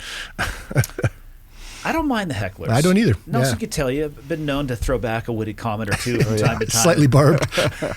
Man, I have said some wildly inappropriate things at organizations that are paying me to be there. Yeah. Like, after it came out of my mouth, I'm thinking, I'm not getting fucked. I'm not coming back here. Hired you. Or there'll be like a 1 to 2 second just pin drop moment. And in that moment, you're just trying to decide whether or not you ever will publicly speak again based on what is about to happen. Shut the laptop and walk out. And then it's like the crowd will go wild laughing. Like, okay, I will continue on my journey. Yeah, it's an art form. Public speaking is an art form. The connecting and being able to, you can see the energy dropping, or plus, the worst is like the first in the day or the last in the day, because they're either slow starters or right after lunch. Yeah, that actually, the after lunch could actually be worse. Or the working lunch speeches. God, trying to compete with the sound of silverware going on. It's like, do you guys just want to eat your food and I can stand here for 30 minutes? And like, when you're done, you could ask a few questions. Yeah. So. No, it was actually it was funny. It was the Montana EMS Association who gave me my first public speaking gig, and it took me at least 2-3 phone calls in the prep for this thing to say, so let me get this straight. You just want me to come run my suck. I'm not bringing my toys, my gear, my trailer full of goodies and training. You just want me to get up and talk. I'll be honest, I stressed that more than anything else. You and your content. Yeah, and then they didn't even want it to be medical. They wanted me to speak on leadership and EMS because of some of the challenges volunteer agencies were having up here in Montana with age disparity and stuff. Yeah. So I put more prep into that one little gig than I had for whole 4-day packages for a nationwide program. Most of the time, organizations hit me up and they want me to speak about leadership or teamwork, which are my favorite topics. Yeah. And the ones that say, hey, can you come talk to us about whatever else it might be, I just say yes, and then I talk to them about leadership and teamwork. Yeah. And I weave it back into their, because as far as I'm concerned, it's the most powerful tool that humans have available to them. And they all do, leadership. So I can tie it back into whatever sector they may be in or whatever it is specifically they're interested in. Like, I'll weave it in there, but at the end of the day, I want people to be better. I did a podcast yesterday with this guy, Kevin Estella. He works for Fieldcraft Survival now. I think, some type of Filipino martial art. I know the word Kali was in it. Eskrima? No, it wasn't that. There was more to it, and I don't want to say the wrong thing, but one of the concepts he was talking about was the 24-hour clone principle, and I loved it. At midnight, every night, a new clone of you is made, and you have until whenever you want to. Sometime in that next 24-hour time period, you have to fight that clone of yourself. It could be intellectual. It could be shooting. It could be a crossword puzzle. Fill in the blank. But you have 24 hours to make yourself better than that clone of yourself in whatever way possible, and then you have to compete against it. And I love the idea because it's I do like that. Slow, consistent, and gradual incremental growth as opposed to this catastrophic growth. And there's no finish line. There's no finish line, and you get to pick. Like, you don't have to be stronger, which would probably be, I guess you could be fractionally stronger, but you could read a book and have a better intellectual argument. You could focus on better regulation of your emotions, and when, I love that idea of the consistent, never arrival at that end state and continued growth. Yeah, same here. Yeah, and to me, leadership is exactly about that. Yeah. The leaders that I really worry about are the ones like, I don't know if you realize this, but I am the best leader in my organization. I know everything, and in my head, I'm just like, And we've seen them. All of us have seen those. Yeah. I've probably been that guy, to be honest. I mean, I'm not going to take myself out of that. I've had some low moments in my career as well as high. So, well, and I also like the thing you're seeing a little more in corporate world, the idea of servant leadership as well. yeah, I think that's the only way it can be. Yeah. But I think that's something we intuitively grasped in those meritocracies of select units where everybody's volunteered to be there. Yeah. Well, it's not based on parking spot or corner office or title on a business card. Yeah. And when I do talk about leadership, I'm very clear. I'll ask people, like, let's talk. I'm not going to define what leadership is. Let's just start with talking about what it's not. And it's not rank, title, and position. No. Because if it was, you would never see anybody who had rank, title, or position fail. And then I will canvass the audience. How many of you? And we'll just go broadly in your entire life, because oftentimes I've asked questions and I'll catch people looking out of the corner of their eye. I'm like, oh, your boss is sitting next to you, aren't they? I won't say it out loud, but I'm like, oh, I'm asking you a question where if you raise your hand right now, like, how many of you work for somebody who sucks? People are like, they're like, okay. But, broadly, I mean, how many of us have never, in the law enforcement world, the military world, where it's all about the collar device? I've failed with the highest ranking collar device in the room. I've been around plenty of people who failed. I'm sure, I don't know what you guys have. What do you guys use in the LEO? Sashes? Colored sashes? No, we have stripes. Admiral's macrame on top of your sheriff hat. Some of the guys get them tattooed. Of course. How many times, though, have you seen somebody who's got a lot of stripes and they're really fucking up? Yeah. It's very different things. But so he just introduced me to that principle, though, the 24-hour That's clone pretty principle. sweet. I dig it. I like the idea of if you have to pull on your collar, you shouldn't have it. Yeah, I agree. So where'd you go after, just breaking this down for people listening, after the 3 years doing the dive medicine, where'd you go from there? Where I finished up, MARSOC. And what was your role while you were there at MARSOC? Started out, it was glorious. After being at dive school as a high-risk instructor and a team leader, I was back as a team medic again. It was right into a team, 8133, best group of amazing hooligans I'll ever probably know in my life. Knuckleheads, knuckle draggers. I'm trying to think of the other terms that people politely use for the shit that. Can you imagine if we could really objectively show people the amount of shenanigans and tomfoolery? See, it's funny. It's interesting you mentioned that. People keep talking to me about writing a book. That's the title of my book if I ever write. It's called Shenanigans. I don't want to write about the battles. I want to write about all the crazy stuff that pulled off. I don't know if we should. People might immediately lose respect for the entire United States military and special operations communities. The amount of dumb shit that I have seen, Nelson, and also been a part of and maybe been in charge of. I believe it. But you got away with horrendous. it, so there's got to be something to be said for that. I think some secrets need to go to the grave. Fair enough. So yeah. Because people be like, wow, so you guys are a bunch of fucking morons. Awesome. That's who we are entrusting with doing the job we've tasked you with, a bunch of morons. Well, and that's... As an example, did you guys ever get issued tasers? No. We did. And they were the ones that had the replaceable. I'm not an expert on tasers, and I think they gave us about 100 replaceable cartridges. And those were gone after one night of drinking. Like 2 days later, they took the tasers from us because we hadn't left base or done a training evolution or any of that, and we were out. And they're like, "What the fuck are you guys doing with these tasers?" Like, well, you gotta test to make sure that they work. Like, who are you testing them on? Fucking you guys, obviously. Give us the tasers back. Yeah. As a brief glimpse into the ridiculous and dumb shit that special operations community will do to themselves. Absolutely. Why not? So went over there, jumped into that deployment. Amazing guys. We were on a commando mission in the Helmand Valley of Afghanistan. I was really fortunate. A lot of the guys, Ryan Jeske and some of the crew we had known and trained with and deployed with before. Amazing tour on that one. Came back, did a deployment refit cycle, and then went back over. Helmand again? Yeah. Yep. And it was such a compare and contrast between Afghanistan, especially the Helmand. If Afghanistan was the graveyard of nations, that was the valley time forgot. Yeah. And I mean, literally centuries behind. Yeah. Well, and I would make an argument it's the only one of the only stretches of land that's never been conquered. Genghis Khan didn't take that valley. The Brits didn't. The Russians really didn't. Yeah. And when you see the terrain, you understand why. What I loved about it is our mission there, we weren't trying to take it over. I mean, one of my biggest contributions is I helped create 12 local national clinics, medical clinics. I felt good about that. You should. Yeah, I mean, That's awesome. Tying their Ministry of Health in, stuff like that. Now, did we do amazing things with that? And then also working with their the commando and their SF groups? Absolutely. Especially with everything in the news this week and everything else, I hang my hat on that. Yeah. And I know we were all committed to that mission. Now, was the commando mission funner? Basically, go fly in, break things, and leave? Yes. That was absolutely. That is a rhetorical question. Yeah.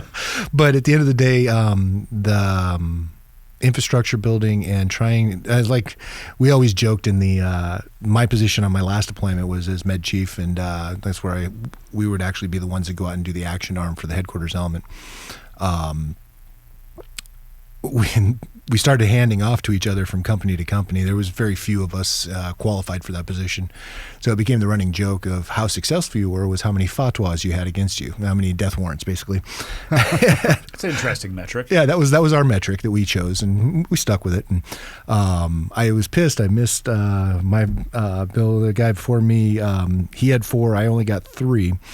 And I got most of mine for doing what I believe I had the single most amount of requests for Air Force female medics to come out into the green zone, out where it was really outlive in the valley. Everybody else didn't want female medics. I wanted to access that 50% of the population we couldn't. Yep. So we started creating women's clinics. Had not been really done much. And I liked the idea of employing women in that environment. I know the Lioness program and all these other things were well-intentioned, but especially in a culture that's not ready to receive it, Yeah. Why set women up for failure? Why don't we, I hate to say it, almost weaponize their sex and get them to have access there and work with? And we did more to push the Taliban out of that valley with those women than we did just trying to sling out lead. Because there's always anything that goes bang or boom. And it worked exceedingly well. We knew it because they kept putting more death warrants out on Dr. Blair. You only got 3 though. Second place is first loser. Yep, so. I own that. What I definitely don't want to hijack the podcast on this topic, but I'm curious about your thoughts over the past week because I've been inundated with people asking me, and I mean, I'll open with mine and let me know if it diverges from yours. It's tough to deal. A lot of people are frustrated right now, I think, especially people who served in Afghanistan. And maybe I'll open with, just because somebody served in Afghanistan, be cautious believing everything that they say about the country from a geopolitical level and doctrine and policy and what actually goes on in the Department of Defense, because I spent a couple of years of my life there, and I don't know anything about that stuff. Mm-hmm. I could tell you about the people, the provinces I was in, a little bit of time in the Pech Valley, some time in Helmand, Bagram, Kandahar, Kaus, Zabul, like all that stuff. Very different. People probably don't even realize the diversity. No, it's huge. But after spending about 7 seconds with the partner force that we were with, what's happening now and the fall of Afghanistan is not a surprise to me, and you're shaking your head because you spent time with them too. It's like, fuck. If you knew you spent time with them, it's not a matter of whether or not this was going to happen. It would have happened 10 years ago. Could have happened 10 years from now. What I will say is the execution of what's going on right now is a fucking shit show. And that, I think, can directly hang on the people who are currently in office. But I also caution people against pointing the finger at only one person in one administration, because we've been there for 4. It's super complex. And if for the vets who are frustrated, maybe try to remember we actually didn't go to Afghanistan to save Afghanistan. We went there to find and kill and deny space to those who were trying to attack our country. And we haven't had a 9/11 since 9/11. So reframe it a little bit. And it sucks. It's super complicated. I don't think Afghanistan was ever going to be, ever has been what we want it to be. It sucks. Yeah, I ain't going to say I'm not struggling with it, and I know I'm not diverging from you at all. You hit the key points, especially that the complexity and the scale of the thing is bigger than pundits are doing in 90 seconds on TV, and they're giving it the credit it deserves. What helped me grasp was sitting down with a tribal elder, and it's kind of like guided me in my thoughts of Afghanistan, because comparatively, like I was saying, compare and contrast to Iraq, I loved Afghanistan. Yeah, they're very different countries. Now maybe it's because I had the opportunity to live in with the locals a lot more there and stuff, but I had more respect for the people I was fighting. I certainly had more respect for the people I was helping. In Iraq, I didn't have that as much. Yeah. And so I'm sitting down with this elder one morning having tea, and I was like, help me understand. I'm somewhat familiar with your history. At this point, we'd been there for almost 11, 12 years. I was like, where do you see this going? What are we screwing up? I'm just asking the local boss, And he smiled. And as I know you're familiar with, but good luck getting a straight answer out of an elder. They're going to speak in parable. And I learned story time with elders. And I loved the way that worked because it's a non-committal way of doing things, and it actually shows a higher level of intellect than people give their elders credit for. If you're used to American direct everything, you chalk it off as a colloquialism, but the reality is it shows a much higher level. If you're trying to get a point across and you can link it to a story that keeps you from committing to something, I was impressed. Yeah. But anyways, he tells me, he looks over and he points at my watch, and it's just a standard old G-Shock like we were all wearing. He's like, that's a very nice watch. Okay. You Americans, you spend lots of money on these watches. Notice we don't wear watches. And in the back of my mind, I'm thinking, because you can't afford one. But I'm letting the story play out. And he's like, and he looks at me and says, why do you think that is? Like, you tell me. I already know where this is going, but I love it. Because we own time. You spend money to mark time. We own time. Yeah. I am generations from my grandfather that was fighting Russians and everything else. And these are things that we know intuitively have been there. But to help people put context on what's happening here, Afghanistan will be here later. And we may not like the way it's set up, but I don't like how all the countries are set up in the world right now anyways. You know what I mean? When people are trying to associate a one-for-one metric with blood that we spilled there, never going to happen. Nor should it. Yeah. I think we'll almost lean back to what we were saying earlier was, let's remember what the mission was then, as you said, but what's our mission now? I think it's one of the things that helped me the most with my transition is letting go. That machine will carry on without me. What gives me purpose now? Not shutting the book on life, but just what is my new chapter? People that are struggling with Afghanistan, they're rereading a chapter. They're struggling with this, and I hope this is where our growing networks to look out for each other are doing that. I'm hoping guys are reaching out if they are struggling real hard with it. Losing Ryan, Sky, Matt, those names mean something to me. I'm not discrediting that at all, but I refuse to allow political pundits on CNN to pigeonhole their sacrifice. I refuse to allow them to paint things in a way that fits their narrative, that's what's discrediting them. The reality is those were giants of men who did an amazing thing for their country and are the reason I'm alive today in many ways. That's what I give them credit for, not any geopolitical piece of it. Yeah.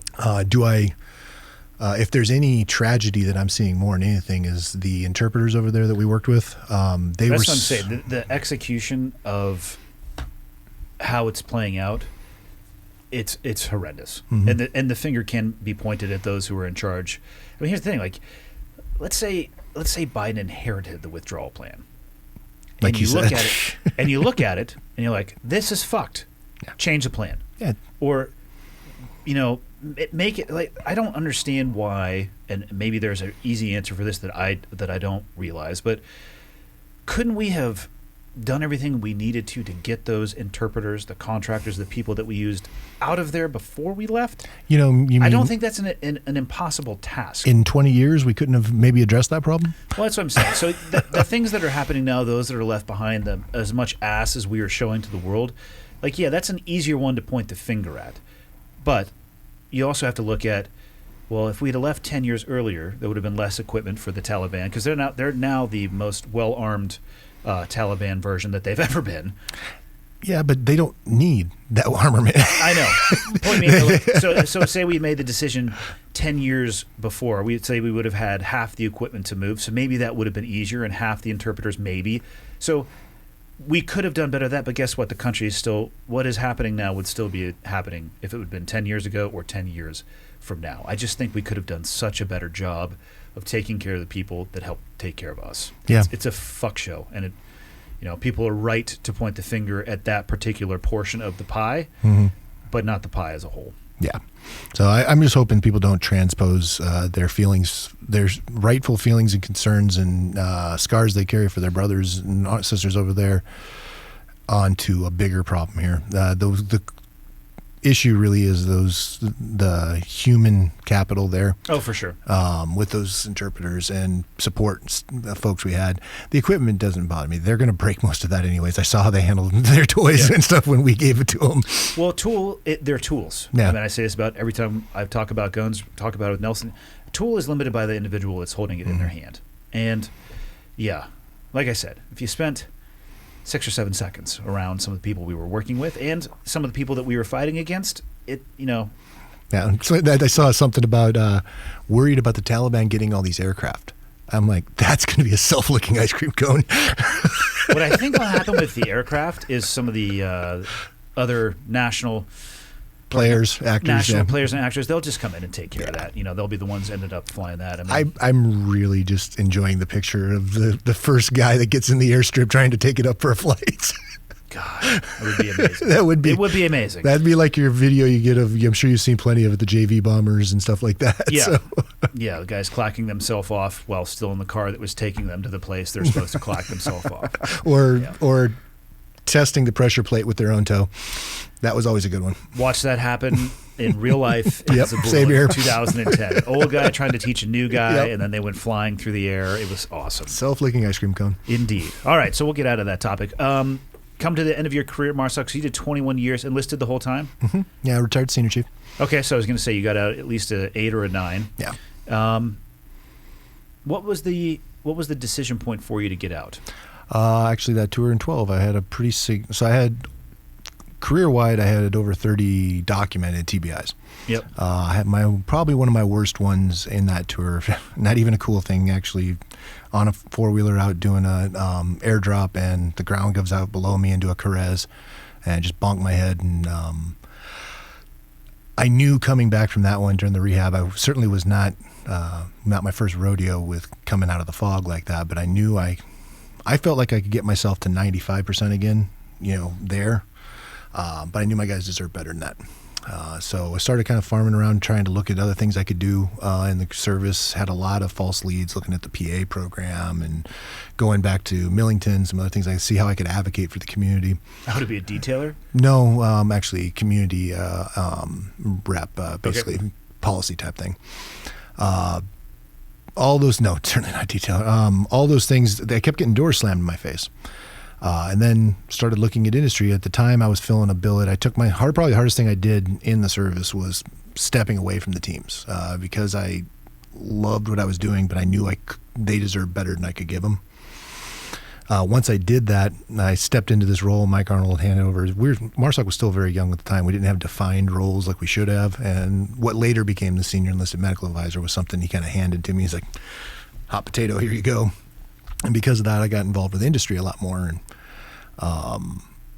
so I started looking at what that might look like and made the tool to become made the decision to see about maybe actually looking at retirement at 20, 21 years. At the time, I thought I'd stay in longer because I loved what I was doing, loved the community, loved everything about it. And once I started seeing that as a viable option, it's like the doors all opened.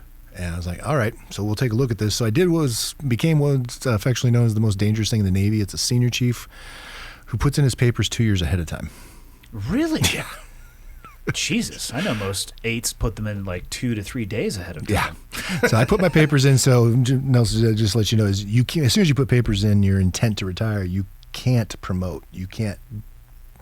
You're intentionally, it's a dead end street that you drive yourself onto. Yeah. Yeah. But the beauty of that, what people don't realize, and why you're the most dangerous thing in the Navy, is you've got enough rank to be taken seriously and exactly 0 Fs to give. Yeah. The bucket of The field of fucks is barren at that point. And salted. Or the bucket, or And- whatever it may be, yeah. That field is salted as well.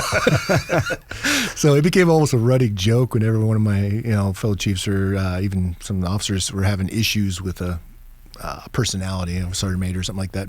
Well, just call Blair and he'll say exactly what he's thinking. And it worked out real well. Was able to develop some programs because we jokingly wrote my evals for those 2 years at crayons. I mean, it doesn't matter what is going to happen. Yeah. So I was able to invest in things I cared about. And so we started developing policies on rescue gear, started working on different things moving forward, and really gave me some time to get ready to make my transition, but also give back to the community while I was doing it. Got out, had done an amazing retirement gig out there on the beach at Del Mar Beach in Pendleton. Not a bad place to do it. No, and one of the things that we were talking about earlier, trying to explain to Nelson, was that everything in the service is written in instruction. Everything traces back to an instruction. And the interesting thing about the retirement instruction is you, as the retiree, can choose all aspects of venue, everything else, Really? and uniform of the day. Shorts and flip-flops. That's exactly Obviously. Mine was board shorts and flip-flops, separate participating members. Yeah. So we did it on Friday, midday, so everybody gets a half day off on Friday. And it was really a great way to send family and friends out and go out on my terms. Yeah. It's one of the few things it sounds like, I mean, what else would you have that amount of control? I mean, truly, that might be the only thing you get to do on your own terms in the military. Yeah. I'd like to think that if I had one mantra or one theme for my entire career, it was the quote, "Tell me again what I can't do." I just mean by doctrine. Yeah. Where you're actually following the letter of the law and doing what it is that you want to. I'm absolutely about that, but also weaponizing the doctrine, knowing their job better than them. Yeah. And I took kind of that mindset out. I knew what roughly I wanted to do. Like I said, I started researching, realized I wanted to support law enforcement. Didn't know how that was going to work, though, because someone's got to pay the bills and I got to put food on the table. You don't actually retire from the Navy at 20, 21 years. You get to make enough off pension and disability to do what you want to do, not what you need to do. I think people might be better looking at military retirement as reframing it as the bridge to what it is you're going to do next. Yeah. It's not that it's a poor sum of money at all. It's not. It's If you're really frugal, you could live on it. You totally could, and your health care benefits. that's which huge. People will bitch a lot about the VA. I've had some great experiences Same here. with the VA, also some not great ones, which those seem to get more news than others. But at the same time, let's say you go in 18, you do 20 years, you're 38. I mean, That's exactly what I did. yeah, I mean, maybe, it's just the bridge. Yeah. And also, it's that. But let's also figure out what our bodies orthopedically are after those 20 years. So. Correct. I think, well, maybe earlier on in your career, you really view it as retirement, like I'm going to get there and I'm going to be done. I would caution people against thinking about that. Continue to find something that you want to do, and then you'll have the benefit of that service. Like the check is great, tax-free, depending on how you retire. I was medically retired, so mine's tax, because it's not even a retirement check, it's disability, and healthcare, and you have runway in front of you. Mm-hmm. Absolutely. And you hit it running at your what you want to do. Yeah. And that's why I'm real big about that, making sure that it's a true transition. The other thing that people, especially those guys getting out after 4 years, seem to take for granted or just gloss over because they're in such a rush to get out the door. I benefited because I did put my papers in 2 years out. The amount of benefits and training opportunities for a vet getting out, I mean, I seriously used that system, and I still didn't hit everything. I mean, you've got all sorts of programs for young entrepreneurs. You got all these things, but everybody's so interested in going to their 4 days of get out now, class. TAPS class, whatever it is. Assistance program or something. I think it's something different now, but whatever acronym soup they want to use, all that's meant to do is let you know what's all out there. Yeah. There's still so much more free courses from like Syracuse and all these other courses that the USC MBA program that so many guys are using, all these different things. It's the reason that whole Vetrepreneur network is working right now. Yeah. So how long ago did you get out? 2016. Okay. So 5 years ago. How'd you land at the organization you work at now? Did you hit a few places before? Or Yeah, so I thought I had a pretty good idea of what I was going to do, and life got a vote.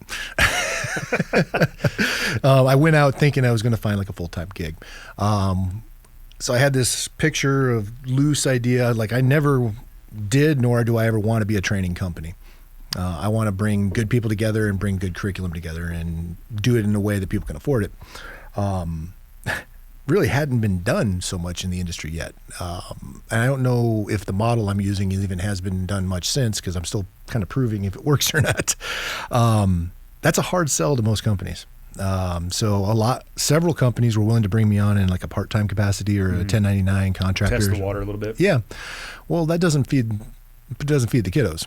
So what I did is I started my own company, 813 Consulting, as a kind of consortium, as I trying to pitch it to my CFO, i.e. wife, and partner in this whole / commanding officer. Exactly. Domestic CO, yeah. My smarter half. Yeah. I said, we're going to try something called diversified income and see how that works. I like how you churched that. Yeah, did you like that? Also known as making shit up as I go. Exactly. You got it. Yeah. So it actually worked, and actually it gave me a lot more freedom to tie into the industry and all the different people out there a lot more. Didn't pigeonhole me to one thing. I had a lot of good mentors take me under the wing because they knew I wasn't flying just one flag. As we joked, a lot of people were saying, in one conversation, I've watched you take off and put on 15 different hats for different people. I was like, is that a problem? If I can make sure everybody wins, is that an issue? So it kind of worked. It was a running joke with my wife when I set up my little office in a little shack down behind the house. She comes in and she's like, I thought you got out of the military. I said, what do you mean? She looks around with all the whiteboards and screens. She's like, this is an operations center. What the hell are you doing? And that kept everything streamlined. Now, fast forward 5 years. I do have a full-time position with BMK Ventures. I run their public safety, develop their public safety and training. But I've also got things through 813 that I'm doing with Sam Medical, was working with Z Medica quite a bit, Here's Pride, all these other companies in different parts, as well as I'm getting my FFL up. So I'm kind of keeping that scattered approach, not missing opportunities, seeing what leads. The most exciting thing right now is because LECC has gone so well, being a devoted writer, we've started this motorcycle first aid stuff. Which just kind of came out of it was a personal project of mine. I actually started floating the idea 3 years ago and just could not find anybody to bite in the industry on it, and finally just said, screw it, we're going live. And I tried it myself with actually the dealership in Bremerton that sold me my bike. They gave me some free space to try it, and it's going off gangbusters right now. That's actually part of the reason I was in Sturgis, besides a good time, was trying to sit down with Nelson and some of the crew down there that he knows and seeing, is this something maybe we can do next year at Sturgis with people having traveled? Are you talking about an equipment package or the training that goes with it, or both? Both. So a lot of people have approached me about giving them, can you make me a first aid kit for my saddlebags? Or for my dual sport or what have you. You'd be crazy not to have one in there. Well, I always hesitate, though, because I don't want to just give people a piece of equipment unless they know how to use the stuff in there. Again, a tool is a tool. You're limited by the person using it. So as part of my they were uncomfortable, and they saw how uncomfortable I was with making them a kit.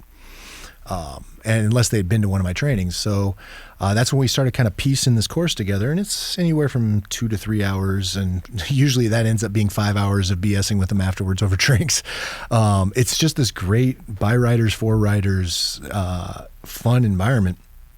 Very hands-on, very practical. We've only got like 9 slides in the whole presentation, and that's just to get over the key stuff. Yeah. And then everybody's learning to use the equipment and which equipment's right for them, because the market space is so huge. I mean, there's 7, I think, COTC approved tourniquets, all these different things. It becomes overwhelming for people. Yeah, so why not rapidly? Why not just show them each of them and, hey, this is how to use a tourniquet. Yeah. This is the principles you need to do. Find which one you like. Yeah, and they make their own informed decision. And then I have them right there to sell to them at a very reasonable price versus the crap they'd get online. But what do you recommend for a motorcycle kit? Because all three of us ride. I'm curious what you would recommend. I actually just gave him his first one the other day. Yeah. It's going to be dependent on how much space they want to put in their bags. I've got a couple pre-made kits, but at a bare minimum, if people go to my course and they leave with only 3 items, it would be a tourniquet, a hemostatic, and a blanket. Those 3 things will make a huge difference. And I mean, we got a little kit, looks like a wallet that does that. Because you're talking space blanket. Yep. Tell them the blanket theory. Like if whoever it was on combat was saying if you can get them here at a certain amount of temperature. Yeah, you had alluded that. Yeah, so one of my big soapboxes, and I warn the students when we do it, and I do it in my motorcycle and everything else, I would argue that the single most underrated aspect of trauma medicine that we look over at our patients' expense is trauma-induced hypothermia. For a multitude of reasons. One, we mistake our own heat from stressing up when working on someone for the patient must be warm because they're sweating. No, that's your sweat dripping into them. Yeah. Or it's a nice hot summer day. Well, what regulates heat or carries heat but blood? If the blood's sitting next to them on the sand, or worse yet, underneath them conducting heat away. And then that same heat is also very much involved with clotting. If your clotting process is already challenged because you've been injured, and then you start decreasing the running I hate statistics, but supposedly for every degree loss, you have an exponential rise in morbidity. Well, at least it can show a trend. I'm also not a fan of statistics, especially ones like 100% and 0. Yeah, I'm right there with about 85% of people that use statistics a lot are just generally trying to bullshit you. Yeah. So. I like to make up studies that support my point. Yeah. On the spot. Exactly. People are like, where did you see that? I'm like, it's a fucking double-blind study that I did in my head right now. See, it's right here. Yeah. But so what, Nelson, it's one of the anecdotal evidence that we used was in 2010 in the Helmand Valley, all of our trauma was going to one place, and that was the Bastion Roll 3 Hospital. It was a multinational hospital ran by the Brits. They kind of had an arrogant motto or challenge, imagine that they're Brits. And they said to us, basically challenged all the medics, if you bring casualties to us and they have a heartbeat, just a quivering heartbeat, didn't even have to be a radial, and a core temperature over 97.2, we guarantee they'll leave better than they get here. No shit. And we put them to task. Brought in quadruple amputees, all sorts of people with all sorts of crazy stuff. And as long as we had a quivering heartbeat and a core temperature over 97.2, they did. Now, I won't get into quality of life and all the things that come in after that, but just that alone really woke me up. That it's an interesting metric. I don't know if I've ever heard anybody stressing the importance of temperature. Yeah. And the ABCs that most people could repeat, but they could repeat but maybe not execute, right? The airway, breathing, circulation. And that was thrown out too with T-Tri-C. Now we're with the March trial, so massive hemorrhage first, which arguably if you stop the bleeding, you're going to have a better temperature and everything else. But 97.2, we kind of boo-hoo, like how hard could that be? I feel like that would actually be really hard. Yes. If you don't get on it like right Johnny on the spot. It's easier to maintain body heat than it is to put the energy into creating. That makes total sense. And for guys who do mountain rescue, like Nelson, stuff like that, and you live up here, you've definitely felt it before. But what I always like to do is stress to folks, you're on hot black asphalt after you lay your bike down. You're not thinking about hypothermia, but we need to move it up in our concerns. So that's where the blanket comes in so handy. And then if nothing else, there is a psychological piece to it, at least something. I've got a whoopee. Something to that effect. And even people that aren't injured, but they're part of a large-scale event. This is one of my large-scale event things I train folks with. So like in the blankets we sell that are stronger than the normal Walmart specials, one side's white, one side's silver. Mm-hmm. Well, if they're injured, silver side in, so they reflect heat. But if they're not, I want the silver side out. So now I can keep an eyeball on all my people that were involved in the event. And who knows if they're maybe shell-shocked, what have you, they're psychologically not there. Or the ability to be seen by assets from above or locate a crisis or casualty scene. Yeah, and they hang on to those things like whoobies. They really do. So it's a tool. It's a $150 tool that really makes a difference. So like I said, to answer your question, I took a long way to get there. Well, what would you add to those three primary items? Let's say you have a tank bag that you'd be willing to dedicate to it. So, right behind your bars. That one right there, what I just mentioned would be best for a tank bag. I've got a kit that I do with a zippered bladder that I like personally. I've got right inside, if you look at both my saddlebags, I've got a windlass tourniquet Velcroed right up towards the top so I can get to it no matter which way I lay my bike down. Yep. And then on each side, I've got a small kit. Adding to that would be a pressure dressing of some sort. I'm a big fan of the SWAT T because it handles children and dogs, and I like dogs more than most people. I can also be used as a pressure dressing, and sling has got a lot of uses. Got the blanket. Chest seal? Yeah, chest seals, absolutely. And duct tape. I won't make a kit without duct tape if I can avoid it. That shit works. Yeah, I haven't used medical tape for over a decade. So those are the big key ones that I would put in there. Gloves. We don't tend to think about that, but That is on the top of all of my med kits. One of my big theories is, hey, your emergency is not necessarily mine. Yeah. So I don't believe in a lot of things, but I do believe in blood-transmitted diseases. So, gifts they keep giving. yeah, like I don't believe in flat Earth, but I do believe if shit's going to be splattering everywhere, like I'll take the 15 seconds to put a pair of gloves on, and I've done that every time I've come upon an accident scene. If nothing else, like we say in the course, that's your 3-breath tactical pause. Why do I call it? Why do I call it a tactical pause? Because people might just do it. If I could put it in multicam, I could sell it. It certainly could sell a lot. And so basically take that 3-breath pause while you're putting your gloves on, and you're going to be so much more effective in your decision making in those first few moments. Yeah. Not too long ago, you guys, actually, you may not have heard about this, but I know the sheriff's department did, because I watched a semi-truck drive into the boat rental place in Lakeside. Oh, I heard about that. I was directly behind the semi on my dual sport, and my boys were in the truck behind me, and I didn't see exactly what had happened, but I saw this vehicle lift up, then heard the boom, and it basically took out the left front tire of the semi. So it then made this left-hand turn directly into a building, hit the bathroom where a man happened to be on the toilet. Amazing timing. So Yeah, if he didn't need the toilet before, then he definitely needed it after. he was the most pissed off out of everybody. He was fucking heated. Where did the toilet paper go? I was almost done. So the car that was hit ended up stopping. It rolled just past me. So I immediately had stopped, and Riley and Tyler pulled off to the side, and I pulled my bike to the other side of traffic and just got off and was kind of just looking around. I'm like, okay, nothing is imminently going to explode. And people were already pulling over, and the first thing they did, it was a woman who was in the vehicle. They ran over to her, ripped the door open, and yanked her out of the car as fast as they could. Like, holy shit. The classic, your emergency is now my emergency. Like, it can take you a second, like, okay, nothing's burning, nothing's going to blow up. Let's take our time here. And maybe people haven't been around vehicles that have been damaged like that before. Maybe they do think it's going to blow up. I don't know. That's pure Hollywood gold. Maybe, Yeah. right? Yeah. Who knows where they're getting their impression from? But watching what unfolded with, 7 different people trying to call 911, the person getting yanked out of the car, I had to go look for the driver of the semi truck. And one of the first things that I walked around and made sure everybody was okay. And at this point, Riley and Tyler were with me. I'm like, hey, guys, just so you know, like, this is a shit show, and I want you guys to watch how everybody is behaving right now. First thing I did is I went and just turned off all the cars. I went and got the keys to the vehicles. I was like, is everybody okay? I checked with the driver. Make sure they're in park. Yeah. I checked with the driver of the semi. I checked with the dude who was very pissed, who was on the shitter.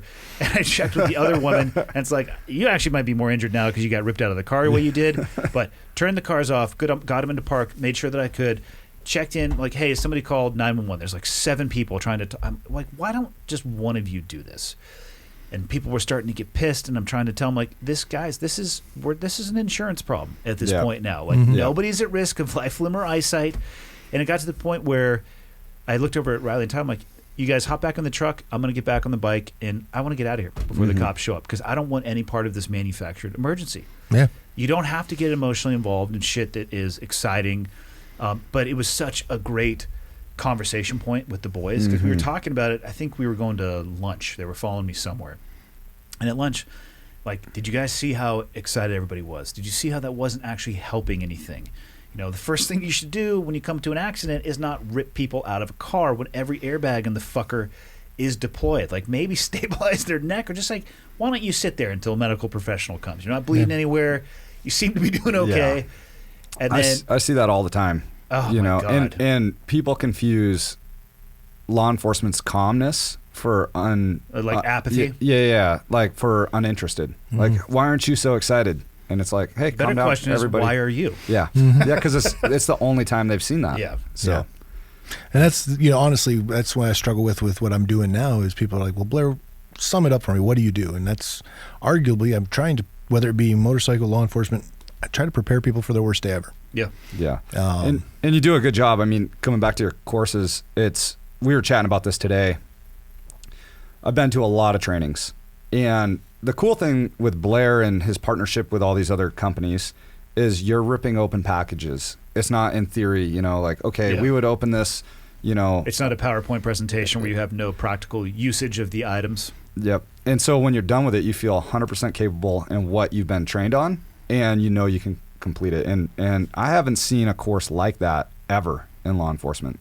And aside from actually shooting bullets on a range, but even then it's a, you know, one-way range. But those are the best kind, by the way. For clarity, I really don't advocate people get into two-way range scenarios. Avoid at all costs. But with Sims, you know, I mean, yeah. But the medical side, we'd done medical before, our department, but to not open, here is your hemostat. That's cool. Put it in your kit. But to open it up, let's notionalize that. Yeah. An inert one that you're pulling out and you're actually packing, you know, a wound. Well, and there's a difference between doing it in a pure classroom setting and you go through that and notionalizing it and then saying, hey, we're going to go outside. And as you go outside, we used to do this in training, you would fire off artillery simulators and it's like, boom, here's the scenario. And people are like, fuck, I was actually doing TikTok when you were talking about how we use this. But that can, it can become a training scenario. We used to do a lot of live tissue stuff, which it's amazing to me. There's so much. Maybe it's from the PETA crew or animal lovers, of which I'm a huge animal lover. Love animals, but I also realize, you know, like, so we would use pigs and goats mostly, and they really were very quiet about it, and they were very sensitive about the nature of doing so. But the ability to learn and do that is directly associated to saving lives. I mean, unfortunately, I think it's a very touchy one. It is, and for a multitude of reasons. I've trained with that and teach for that quite a bit. And it was put to me best by a colleague I was really respect, who runs a company that does that. He says, Blair, the use of live tissue in training is more regulated than the movement of nuclear weapons in the United States. Is it really? Yeah. Wow. Because his previous job before this was he was a regulator for Department of Energy. Well, that fucker would probably know. Yeah, he used to be the guy that would take spent uranium rods from Florida and get them to Seattle. I think that's where they just put it in the water or something. But that was his job, was to get it from one side to the other. He's like, I spent less paperwork and effort to do that than to put on this course today. Interesting. Wow. It's that regulated. And in some regard, I appreciate that. So people aren't out abusing the animals. Those animals are given everything for that training. And they are under the care of a dog. I don't know if you've ever done any live tissue. Total they're veterinarian. under the care at all times of a vet or a physician. Yeah, and there's actually a thing called an IACU protocol they have to meet and everything. It's very regulated. What I found, though, that was so frustrating to me, especially when I got into the management side of that a bit, was how misutilized it could be to not the animals, but for it wasn't supporting the mission's training. People just wanted to do it to say they did it. I found that if people were trying to do it either in a large scale exercise or in tabletops in a training environment, you had to kind of pick a lane. Yeah. But people are trying to jam everything into that battle for white space that comes in any training schedule. I think it's important that people realize or make the decision up front. Is there the juice worth the squeeze on this? One, it's incredibly expensive. Two, there's a life expenditure to it as well. There's repercussions to it. Is what we're getting from it worth it? And that's where the high-end simulations are coming in nowadays. And that's something I'm really excited to be working with folks on the development side of this. Talking about the lifelike mannequins? Not only the lifelike mannequins, but also simulations we can impose on wearables, on humans and stuff like that. F. Bowling was the prior SEMA for SOCOM. Amazing guy. He, I believe, coined the term layered simulations. Interesting. So we've all been in a training where I'm wearing this one little piece of moulage and, I'm hurt. That looks like the shittiest Hollywood makeup that you've ever seen. It was still better than what they used to do, where they would just take a card, this is what you tell them. Yeah. And you hold up a picture of this. That's what training was in the 90s. It would be tough to be worse than that, other than just not doing the training. Yeah, exactly. But that's still happening with National Guard units. Which is insane in 2021. Oh my God. I mean, come on. Absolutely. And I was training some folks here recently, and they were saying that's what they were getting. And even in some conventional units, they're regressing back to that. Well, even your mannequin, whatever you call it, it's real life stuff. But throwing a tourniquet on that and still watching it because it has a pressure switch. So like tighten the windlass all the way down, and it's a femoral artery. And then I'm like, oh shoot, this is still leaking. So I have to throw a secondary tourniquet on it, and which we learned, like, hey, that could happen. Very commonly in Yep. big legs. Yep. Yeah. And it was cool to see, because I was like, but if you said broken, femur, and I put a tourniquet on, I'd be like, hey, you good, dude? You good with that? Okay, cool. And the guy who handed you the card would be like, yes, I'm totally fine because I'm so tired of doing this stupid training. Exactly. Exactly. Yeah. Can we just leave? So the idea with layered simulations was from the very basic of a wearable moulage to ones with like the FEBS unit that we roll where it looks like a camelback Yep. and it'll feed these and they squirt, all the way up to your high fidelity simulators, some low fidelity simulators. And then getting into your environmentals.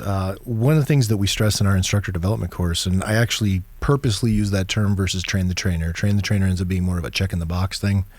I love the idea of instructor development because it has no end. You're always developing. One of the things we struggle with is people thinking, well, I just got to fill the room with smoke and make it really dark and flashy and loud. No, that's chaos. Yeah. We don't do chaos for chaos's sake.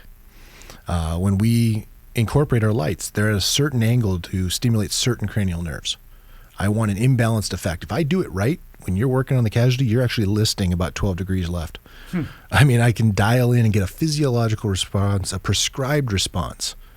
And it's back to what you said earlier about why. Things learned under that level of stress give us a higher level of myelination in our nerves, in our memory. You're going to remember them better. And one of the big things we're taking back now after 3 to 4 years of doing this is that in 1 to 2 days, 4 days if we're lucky with folks, people are walking away not only with an understanding, but the enabled capability. Yeah. To where the common thing we're getting, the running curse we have with the course, that at least one person in each class will use it in duty or at home in the first 96 hours after the course. The common thread we get back in debrief is your class was way harder. You stimulated and over-stimulated, never at the point of a detriment. There's not like someone screaming in your face just to be screaming. Yeah, you're not training to failure for failure's sake. That was something that I realized we didn't do as well as I thought in the military. If you're not careful, military training just degrades into a suck fest. It becomes a competitive, who can make this more difficult, who can make this longer, and you'll fail for failure's sake, which is absolutely pointless. Which is the problem. One of the terms I despise the most is the those who can't do teach. Because when you see high-end, well-regulated and dialed-in things like BUDS, BRC, JSOMC, these things, every nuance of it, there's a safety thing to each piece. There's a thought process that went through it all. It's been tried, tested, proven. The problem is somebody goes through that, and they survive. God bless you. Now go out and do God's work. Just because they went through it doesn't mean they know how to teach it. Yeah, very often they don't. And worse yet, they try to simulate it because their nuanced, not behind the curtain view was this overwhelming experience, whereas you're on the other side of the curtain. It's very dialed in. Yeah. Yeah, It's a synchronized series of events that the people going through have no understanding. Like the safety nets at BUDS, the DMOs on the deck, Insane. the chambers, the corpsman, this instructor ratio. Like when we're doing the pool test, it's 1-to-1. You're right on top of the student. There's people standing by and procedures in place when you pull up students that are in it goes. The students don't see that. No. Yeah, they have no understanding of what it actually That's what staggered me when I went down to dive school was it took me 7 months to get my high-risk instructor quals. And that was faster than some people. Yeah. In a 3-year tour, that's a good chunk of time, when you think about it. So unfortunately, people take that, and even worse, they get out of the service, and then they try to market themselves as I'm Billy Badass and I did this, and this. That's great, whatever. But they didn't go through as instructors and learn how to put that information out. I would argue that the most helpful tool that I got in the service wasn't all the combat training and everything else. To what I'm doing now, my master training specialist qualification, I probably use more often than anything else. Yeah, probably. That learning how to learn and how to teach people to learn. Yeah. And I used it in the public speaking, like we were talking about earlier. Yep. I mean, that tool was probably one of the more helpful of all of them. What the guys think of the course at the MSTOA? I've never heard a negative comment, and you seek them out. But we went at the end. We spent like 2 hours debriefing.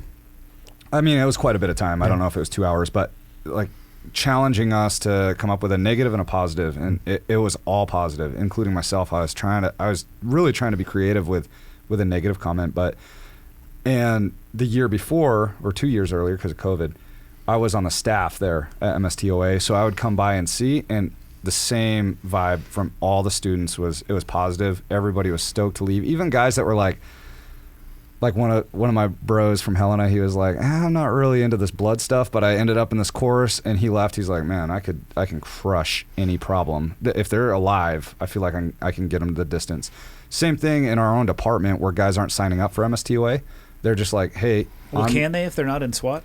Yeah, you could apply. Mm-hmm. Yep. And any LEOs listening to this across the country, you can apply to go to MSTOA, and it's really unaffordable. Not if you're from the Dakotas. Some mountain states there. Sons of bitches. Some Dakotas guys come, that's for sure. My boy BJ, he came out to your course. But what about Iowa? There's no mountains there? Yeah, I don't know if there's anybody. Okay, fine. It's open to everybody. So on Monday, like the whole department, you guys are going to this course, and it was broke up into our days off. So one of your days off, you're going to training. That's how we do it every month. And so some guys aren't stoked to go, but even in our own department where you were like, hey, can we work through lunch? And the guys are like, oh, there's a union thing. You can't stop our lunch. Which was a big thing for me to adjust to outside of the service. Yeah. But it's the thing. Because at MSTOA, we were like working through lunches. We really didn't care because you're like, hey, what's the vibe? But in a department mandated training, at the end of it, even the naysayers were like, man, that was good. Let's do it again. Yeah. And it's mind blowing. And we're all opening packages, just like I said. It's like hands-on, real life. You can't sit back in the passenger seat and watch somebody else do it. Everybody gets the shot. So everybody gets piled into a vehicle at one point or another, and you can't be a non-participating student. It's going to happen. Well, you don't get to choose when life throws that at you. Yeah. So. Yeah. And we're getting the data back from the amount of years we've been doing it, and it's overwhelmingly that something in the recipe we've done is transcribing to the streets. In 2019 alone, there was significantly more officer saves by Seattle PD officers than there were uses of force. That narrative doesn't hit the news. It should. I agree, and hopefully people hear that. But at the end of the day, that's one of the side effect things I really would like about this is an opportunity to change that narrative. For law enforcement agencies that are listening to you guys talking about the impact and the program you have, what's the best portal for them to get a hold of you? Well, I can provide something, and if you wanted to put it on for the show notes, I will for sure. Yeah, but shout it out here. Yeah, for people maybe in their car and they're so you can get a hold of me at BMK Ventures is it's trademarked under them. Yep. Our website's bmkventures.com. The other key point is any training should have some value to it. Just keeping in mind that whatever your agency is doing, keep pushing for more. I have no delay. We were joking about earlier is I don't feel like I have any competition out there. I see future collaboration. So if they have a training wing that's working for them, have them get a hold of me and I'll collaborate with them and come in and set them up for success. I'm not looking, for a long time I thought I was going to franchise this thing. I just realized that wasn't the right thing because it was getting away from what mattered, and I was like keeping the names off the wall. So I look at more of the future of this program as collaborating. Whatever agency, I'm hoping that sometime in the next year I come back out to Kalispell and we find a way to do more of an instructor development for them to keep that rolling. And then in the future, all I'm doing is feeding them the gear they need, the updates from the TRIC committee and stuff like that. And coming out every once in a while and kind of doing a status check for them and make sure that they're getting all the tools they need. That's what right looks like. Yeah. I am not, nor do I ever want to be a training company. I look at BMK as a solutions company that has a training division that I happen to work in with marketing and everything else.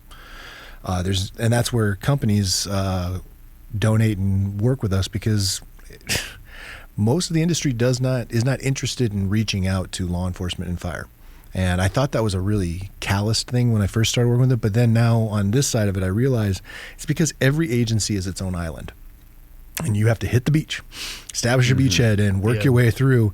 Instead, we have from a marketing perspective, we have a training that is getting a decent reputation, that's working well. It's a model that people can buy in on. If anything I'm most proud of is the amazing cadre. You got Tyler, Doc, all the people that helped me create this thing, because it really was a joint effort. It wasn't my single thing. It was this whole group of people coming through, this energy that was created, and the students see that immediately. Yeah. The moment we try to put this into a dollars and cents game, that goes away. Yeah. So moving forward, how do I take that and I drop it in to different agencies? And I think it's going to be different. The answer is it's going to be different at every agency. What is it normally a 2-day course, like what you did with our department? It can be one day. We found that very rarely do people get everything they want out of one day. You can get everything you need jammed into a day. 2 days optimal for an introductory. Yeah.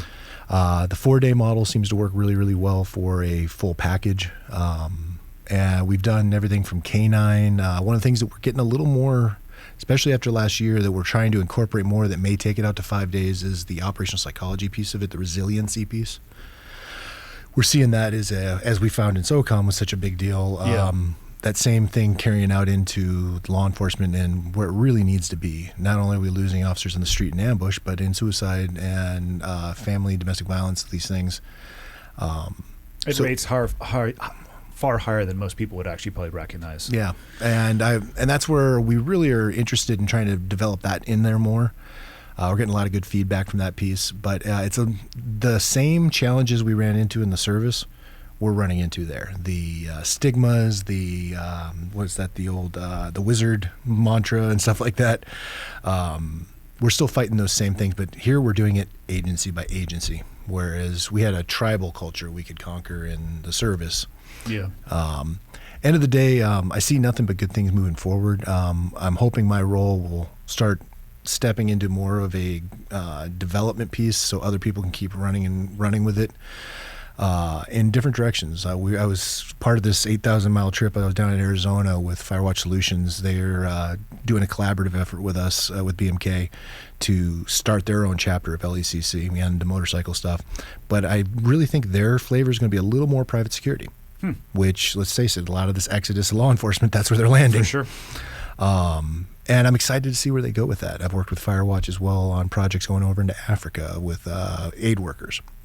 And there we do immersive packages where we go out in the mountains for 3 days and do this stuff. And it's also diagnostic and long-term care type things.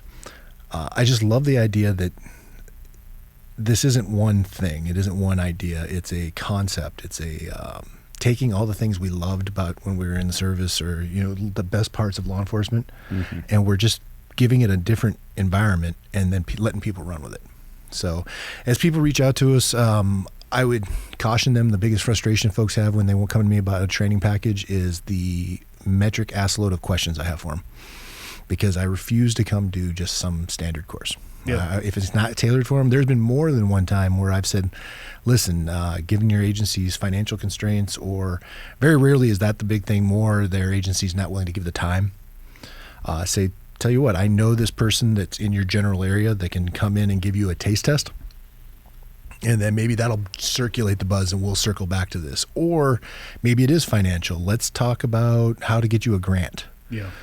So let's talk about the how before the what. Yeah, for sure. So that's, I do a lot of questions. It's a process to get one of these built. But at the end of the day, I think it's a worthwhile process. It makes better officers, for sure. I couldn't agree more. Before I get you guys out of here, respectful of your time, I was asking the same question to Kevin yesterday. There are survival preppers. You can go as far crazy in that spectrum as you want to. Been talking a lot about law enforcement and military. We talked a little bit about a motorcycle kit. More people drive cars than motorcycles. People, of course, hopefully understand after listening to this, there's a difference between having equipment and knowing how to use it. But having the equipment could be helpful because maybe they could just augment somebody with that gear who does know how to use it. So in addition to the motorcycle kit, what would you recommend for somebody who could throw something in their car? Well, first thing I'd say, and I get this question a lot, thank you. The biggest thing is take a look what you already have there. So many people have a Syntac, whatever little tin can in their vehicle, and they said, it says first aid, I must be good. That's an owie boo boo kit. It's got Band-Aids, sting relief. It has Neosporin in there. Oh, then it must say then your heart attack is covered. Yeah. But at the end of the day, they don't really have trauma kits. So one, recognizing what it is, and then thinking about how many people do I want this to protect? In my case, it is not uncommon for my wife's expedition to get loaded up with 7 to 8 people. Her kit's a little larger than someone running around with a freaking Subaru. So at the end of the day, what do you want this kit to do? At that point, like I said, back to the bare minimums: tourniquet, blanket, hemostatic, bare minimums. But hey, give me a call. Glad to freaking do that directly through and walk people through it. Because what I don't like is these off the shelf kits, which are typically made by big box companies. They're a reject from the 82nd Airborne that sent back 1,000 kits, and they just repackage them and say, "Oh, this is the kit you need, soccer mom." The 83rd Airborne. So they're trying to market these things to soccer moms, just not the way what right looks like. So I couldn't give you a dedicated, this is what every vehicle kit should have, but think about the little things that become big things. If you have someone who's allergic to bees, do you have epi in there? Is the epi someplace that's not going to get denatured because it's in a hot car all day? You know, are you living in an area here where we have definite weather extremes? Oh, yeah. In that case, you might need a bivy sack. And I've got a bivy sack that's, 6 inches by 4 inches until you need it. And then also getting the training to be prepared to handle it. So you're not like those people you described earlier. That's a huge market called public access training, and it's supported by the Stop the Bleed initiative. I'm on the board of directors for a First Care Provider, which I personally, of course I'm biased, but think is the best avenue for that. They have their own apps. They've really tied into the market space and the mindset of the young 20-year-old teenagers who work on their phones, live on their phones. Well, we'll come through your phone. Yeah. You know what I mean? And get that bare minimum knowledge of how to use these tools. So going through First Care Provider gives you the knowledge and then circles back and gets you the gear as well. Coming to us direct, we can set up networks anywhere in the country or the world for that matter. If they feel that there's enough people interested, like I've done what we jokingly call the tactical Tupperware parties, where there's a big community of actually preppers, like you were saying earlier and stuff, who wanted some self-defense training and medical training. Well, we go out and make a day of it. And I literally am teaching in their living room. Grandma's in the back cooking coffee, bringing in cookies and stuff like that. I mean, it's a little surreal when I'm breaking out all these, high-end rescue gear. But I'll go anywhere, and I think anybody with the like mind of trying to prepare people for their worst day ever will do the same. Agreed. What do you got, Nelson? Dude, good God, stuff. you were useless to bring here. You didn't say shit. I know. I told you. I said I don't need to be a part of this one. I'll sit It's in the always better background. when you can bounce back and forth Yeah, because absolutely. we have a Yeah. different optic and perspective. It's Yeah. similar Yep. in parallel, I would say, but it starts and ends at a different spot. Yeah. Well, in Sturgis, Blair came down. He forward sent a huge package of inert stuff. And one night we were all off work, all the cops, everybody was sitting around, and he went through like a little basic deal. It was like an hour. Well, it was the way training should be done with Jameson and Coke. Yep. So It was a good time. And every dudes started texting other cops that were just getting off like, hey, get over here.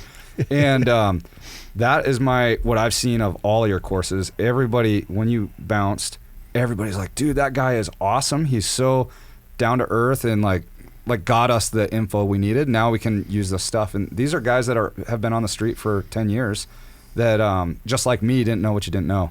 Yeah. We used to have the ABC's acronym, ambulance before cruiser. yeah, I like that. But now I hunt these calls, trauma calls. And I'm usually the first one there because I'm out driving around before the ambulance gets there. So. Yeah.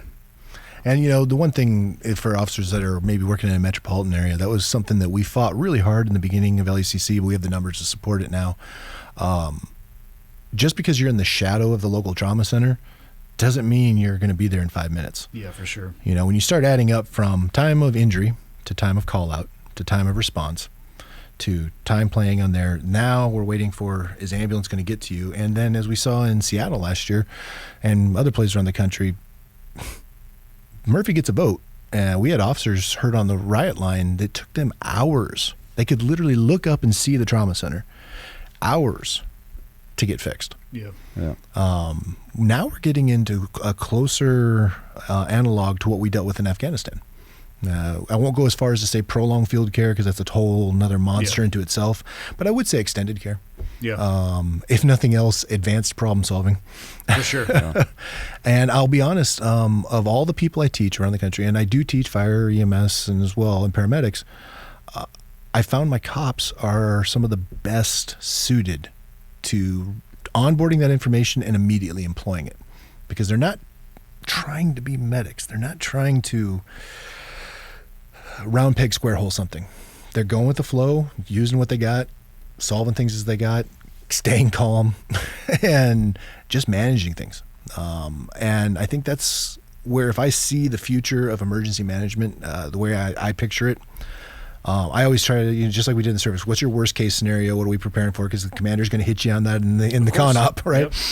Yep. In my area, me and my cadre, we talk about this pretty regularly. We're talking about the Tahoma hammers type thing, the Rainier cooks, the shelf plate goes, the tsunami comes in, and then Lord of the Flies with the populace afterwards. And that's Tuesday. And then moving on, that's kind of what we're trying to train to. It doesn't get prepared for that overnight, but if we always have that metric that we're going to move towards, one of the things you have to realize is fire EMS won't be able to move freely about in that area if it exists at all. It's going to be the individual people, the public access, the people that might have gone to a half-day course. They're going to make the life and death answers. And then beyond that would be the law enforcement that has a badge, and the 32 EMTs that are on the SPD payroll to go out there and have that in their kit. They're the only ones that will be able to get to you. What was you saying? Nobody's coming for us or something earlier? Yeah. Expect to self-rescue. Yeah. EVAN's got a bunch of shit with 30 seconds out. Well, that ties back into the 24-hour clone rule. Just continually educate and make yourself better so you can be more impactful to people who need it in those environments. Yeah. And, honestly, if that's, I have no delusions that I'm ever going to retire for real. But I do, what retirement, or actually I heard on one of your podcasts the other day, somebody hit you with it and was like, what are you going to be doing in 5 to 10 years? It actually made me start thinking about it, because I struggle with that question all the time too. Yeah. And one, I know what I won't do is just drop it all and try to go to the Bahamas. But I do hope that what I can start doing is stepping back further, enabling more people, training more people to train others, and then start looking for what the next challenge is. What's the next fight? Where can I be more productive with the little bit of time I have on Earth? That's the best ending ever. Yeah. Hell yeah. Thank you, gentlemen. That was awesome. On the west bank of the river. That's A-firm, west bank. It gives me hell. Still give it to me in the grove. Okay, one's in from the north. I've got the west bank of the river. Two's going to give it to you in the grove. Roger, give me that gun run. Right along that bag, baby. Ladies and gentlemen, thank you. Thanks for taking the time to tune in, whether you're listening on an audio-only platform or you're watching on YouTube. I appreciate that you take the time every week to tune in. People ask me a lot, what can they do to help me spread the word? And the answer is actually embedded in the question. The biggest thing you guys can do to help me, if you enjoy the podcast and you think it would be helpful to others, is subscribe and share it with other people. And if you have the time, go on to Apple Podcasts and leave me a rating and a review. If you think the podcast sucks, tell me it sucks and leave a 0-star review, or the lowest stars possible. If you have a question, comment, or suggestion, you can go to clearedhotpodcast.com, and there is a contact me button right there, which will land in my inbox. And the last thing, if people are interested in helping out, what you can do is fly the old flag. And by that, I don't mean an actual flag, because I don't have any of those. I'm talking about t-shirts or sweatshirts or hats, whatever it may be. Again, clearedhotpodcast.com. Click on the shop tab, and hopefully something in there looks like it would be an item you would like to wear around town. And then you can tell people what it is when they ask you. But that is it. The biggest thing I can say is thank you. I truly appreciate it. And until next time, see you.